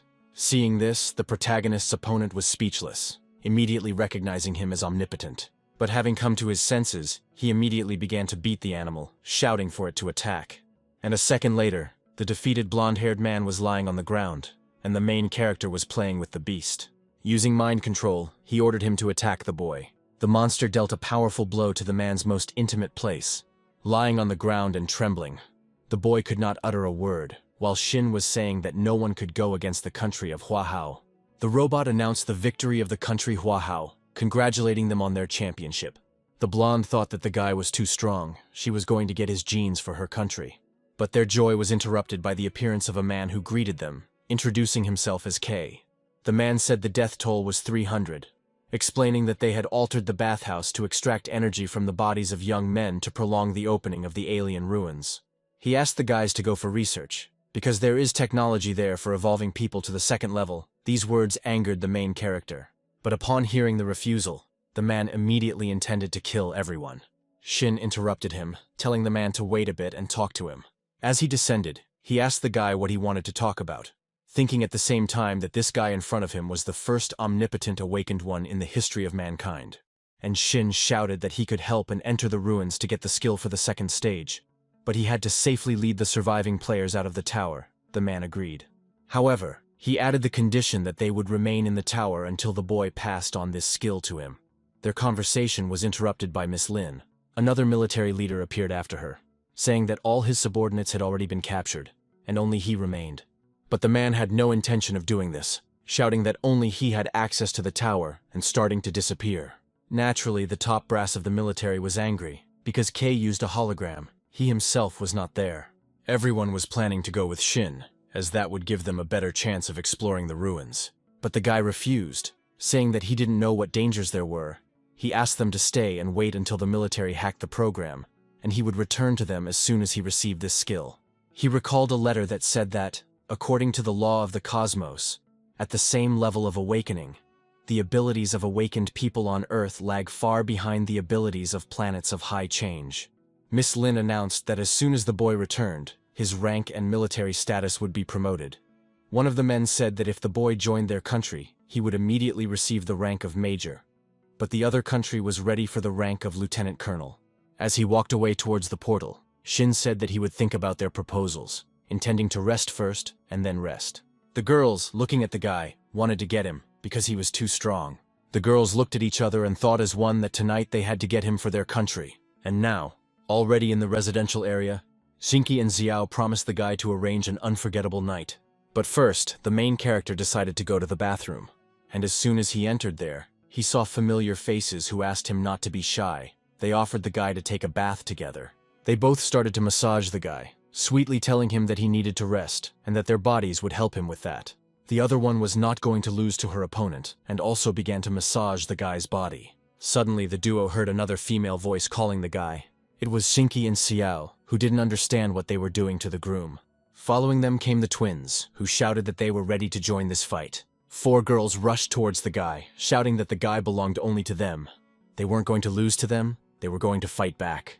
And so, our hero's rod worked too long and hard, satisfying 6 girls at once. The system notified the guy that the owner had acquired the telepathy skill. And so it was early morning, the main character was about to go to the alien ruins. Seeing the portal raging, he assumed that the portal had developed a barrier that required enormous force to overcome. One of the girls tried to break the barrier, but she failed. The twins suggested using them for the guy's new skill. Finding no other way, the boy crossed his fingers with them, and they began to turn into weapons. The genetic connection was successful. Wings appeared behind the boy, with the help of which he could fly. And the speed was too high. Combined with the power of the mind, he was able to break through the barrier and smoothly enter the ruins. But at the very last moment, the portal began to close. As they entered, they separated, and the twins were unable to go further. As he flew through the portal, Shin thought that once he gained the skill for the second stage of evolution, he would return to save everyone, mentally asking them to wait for him. Having been spinning for quite a long time, Shin thought that he was lost in space. But at some point, he found himself on the ground, frightened, because there was a huge number of corpses lying around him. Taking a closer look, the guy noticed that they all had light skin and long hair, pointed ears. He realized that they were elves. Using the transformation with the power of the mind, the protagonist turned into one of them, deciding that this was the world of the elves. A group of 4 elves arrived and looked around carefully. The dark-haired girl immediately noticed one of the people lying down. With incredible speed, she grabbed Shin, realizing that he was still breathing. She ordered that the rest of the bodies be disposed of, but she would take this one herself. Touching her head to the guy's head, she began to absorb. Inside herself, the woman felt lightning that penetrated her body and devastated her. The system congratulated the guy on his successful practice with the alien life form. His potential improved by 2 points. The system also explained that a new species had appeared long before the ruins. She also gave the guy a task. If he didn't complete it within a month, he would die. The guy had to cultivate with them. But Shin immediately began to discard these words, because Xinqi was waiting for him. And now, already in the main temple of the elves, where high-level elves lived, the woman lay before our hero, thinking that this low elf was a good expendable material, calling his name. The guy himself carefully examined the girl, thinking that the power of the eyes had really increased. He saw the emotional meaning, but he did not understand what the system had behind the fact that a new skill was hidden in the body of the elves. He immediately began to grab the girl, carefully examining her, thinking that she had hidden it in her underwear, instantly getting punched in the face for such actions. Standing up, she yelled at the guy, saying that the undead had invaded them again. Some dark warriors appeared outside, emitting a disgusting aura. The black-haired girl, using her strength, began to summon weapons, saying that she would quickly deal with them. Shin watched all this from behind cover, thinking that the elves' enemy was the undead, realizing that wars are fought in every world. He decided to help her, because the skill of the second stage of evolution was somewhere in the bodies of the high elves. Shin used lightning that crushed darkness.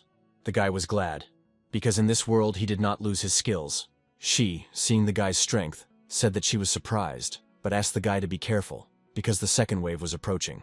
The main character himself answered her that the elf sister still didn't know much about him, so she shouldn't worry. And a moment later, all the enemies ran away. The woman praised the boy for his fighting skills, to which Shin replied that lightning was effective against the dead. The girl immediately hugged the guy, saying that now she allows him to follow her, thinking to herself that she does not understand how this lower elf received such power.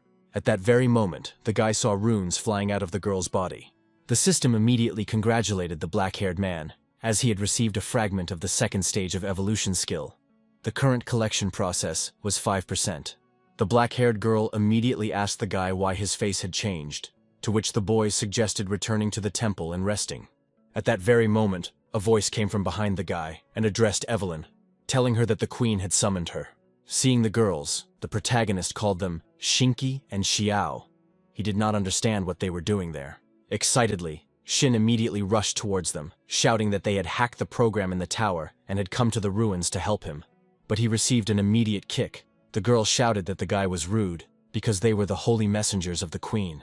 The system explained that the birth of the elves was accompanied by the reproduction and recombination of DNA fragments of life forms in the solar system. It is normal that they have a similar appearance. Xiao immediately approached Evelyn, telling her to go to the temple. She replied that she would go as soon as she was ready. She needed to gather strength.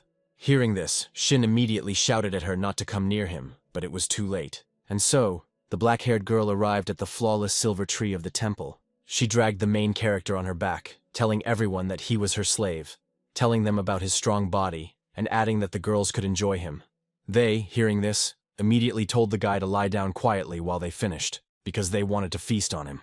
Watching the elves work, the guy thought to himself that it would be impossible to obtain fragments from Evelyn's body. He needed to find a way to increase efficiency.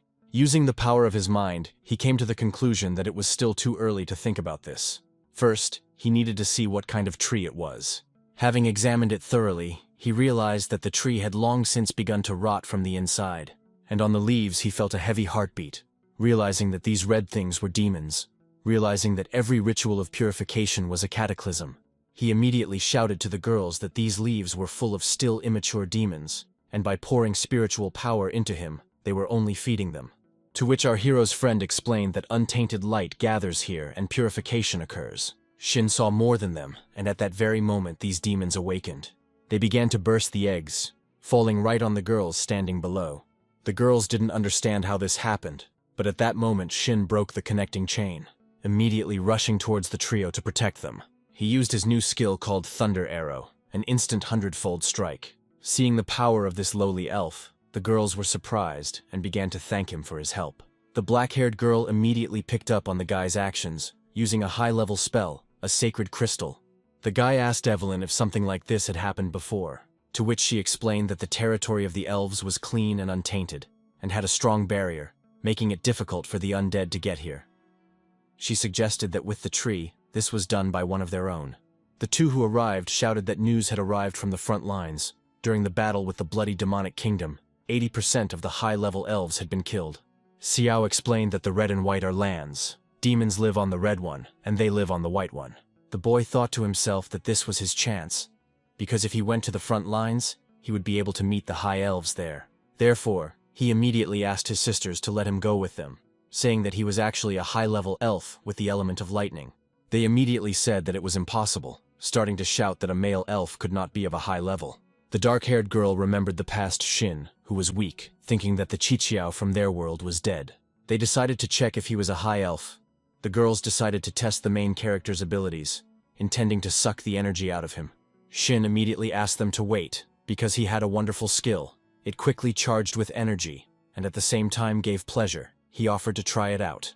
The boy folded his fingers and shouted that this was a secret technique called the Emperor's Golden Finger.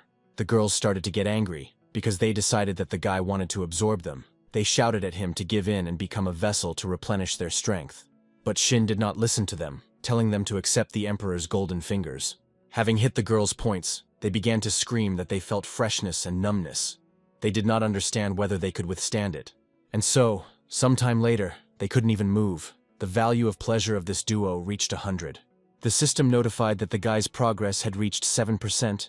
The black-haired girl ordered the guy to stop fooling around. She had to ask the mistress for permission. And so, sometime later, our heroes found themselves on the border of pure white land. As he walked, the boy thought that their goal was one, and his was another. He needed to complete the acquisition of the second stage of evolution skill as soon as possible. Realizing that there was only rusty earth around, and the air was filled with superposition, Xiao immediately shouted that there were many fallen high-level elves ahead. Running up to them, they immediately began to heal. Realizing that there had been a fierce battle here, Shinki told the dog that it was time for them to go, since their help was not needed here. The boy thought to himself that she would be the next one to be lying around in the same way. And so, approaching the huge sanctifying drawing, Shinki said that this was the entrance to the Bloody Kingdom, which was blocked by a barrier. Laughter rang out in the air, and our heroes raised their heads to see a demon laughing at them, as new ones came to him who wanted to die. When her boyfriend saw her, he was surprised, because the other demons looked different, and she answered the guy, telling him not to dare compare her with the lower ones, because she was able to absorb more than 100 elves. Shinki decided to take advantage of the moment by going on the attack, using hundreds of silver arrows fired in an instant. But the demon didn't even feel it, starting to laugh at the elf. In response, he attacked the elf standing on the ground, who began to think that he was about to die. She closed her eyes and waited for death. However, at the very last moment, Shin arrived, using a mind barrier. Sinka, realizing that the dog had saved her, considered the guy brave and handsome, and her heart began to beat faster. At that very moment, Xiao arrived and shouted that they were finished with the healing. She came to help them, and that is why she began to release her power. But nothing worked for her. The girl realized that she had exhausted too much of her strength in healing. Our hero wondered to himself whether he would be able to create a weapon from these girls, recalling his past use of this skill. But realizing that he had no choice, he grabbed the girl's hand, which was resisting this ignorant touch as much as possible. And so, the main character turned into a staff. He did not understand how this happened. The system explained that due to a poor connection, a failure occurred while the girl was tenderly hugging the guy, calling him her love stick. The demon, in turn, was surprised by such a transformation, sensing danger. She tried to take the staff from the elf, but she immediately began to concentrate her power. Xiao immediately rushed into battle, dealing a fairly powerful attack to the flying dark girl. Having fallen, she immediately began to beg the elf for mercy, but she had no intention of sparing her. And so, our hero returned to human form, sobbing, asking for something to help him recover, but they were not going to give him a break.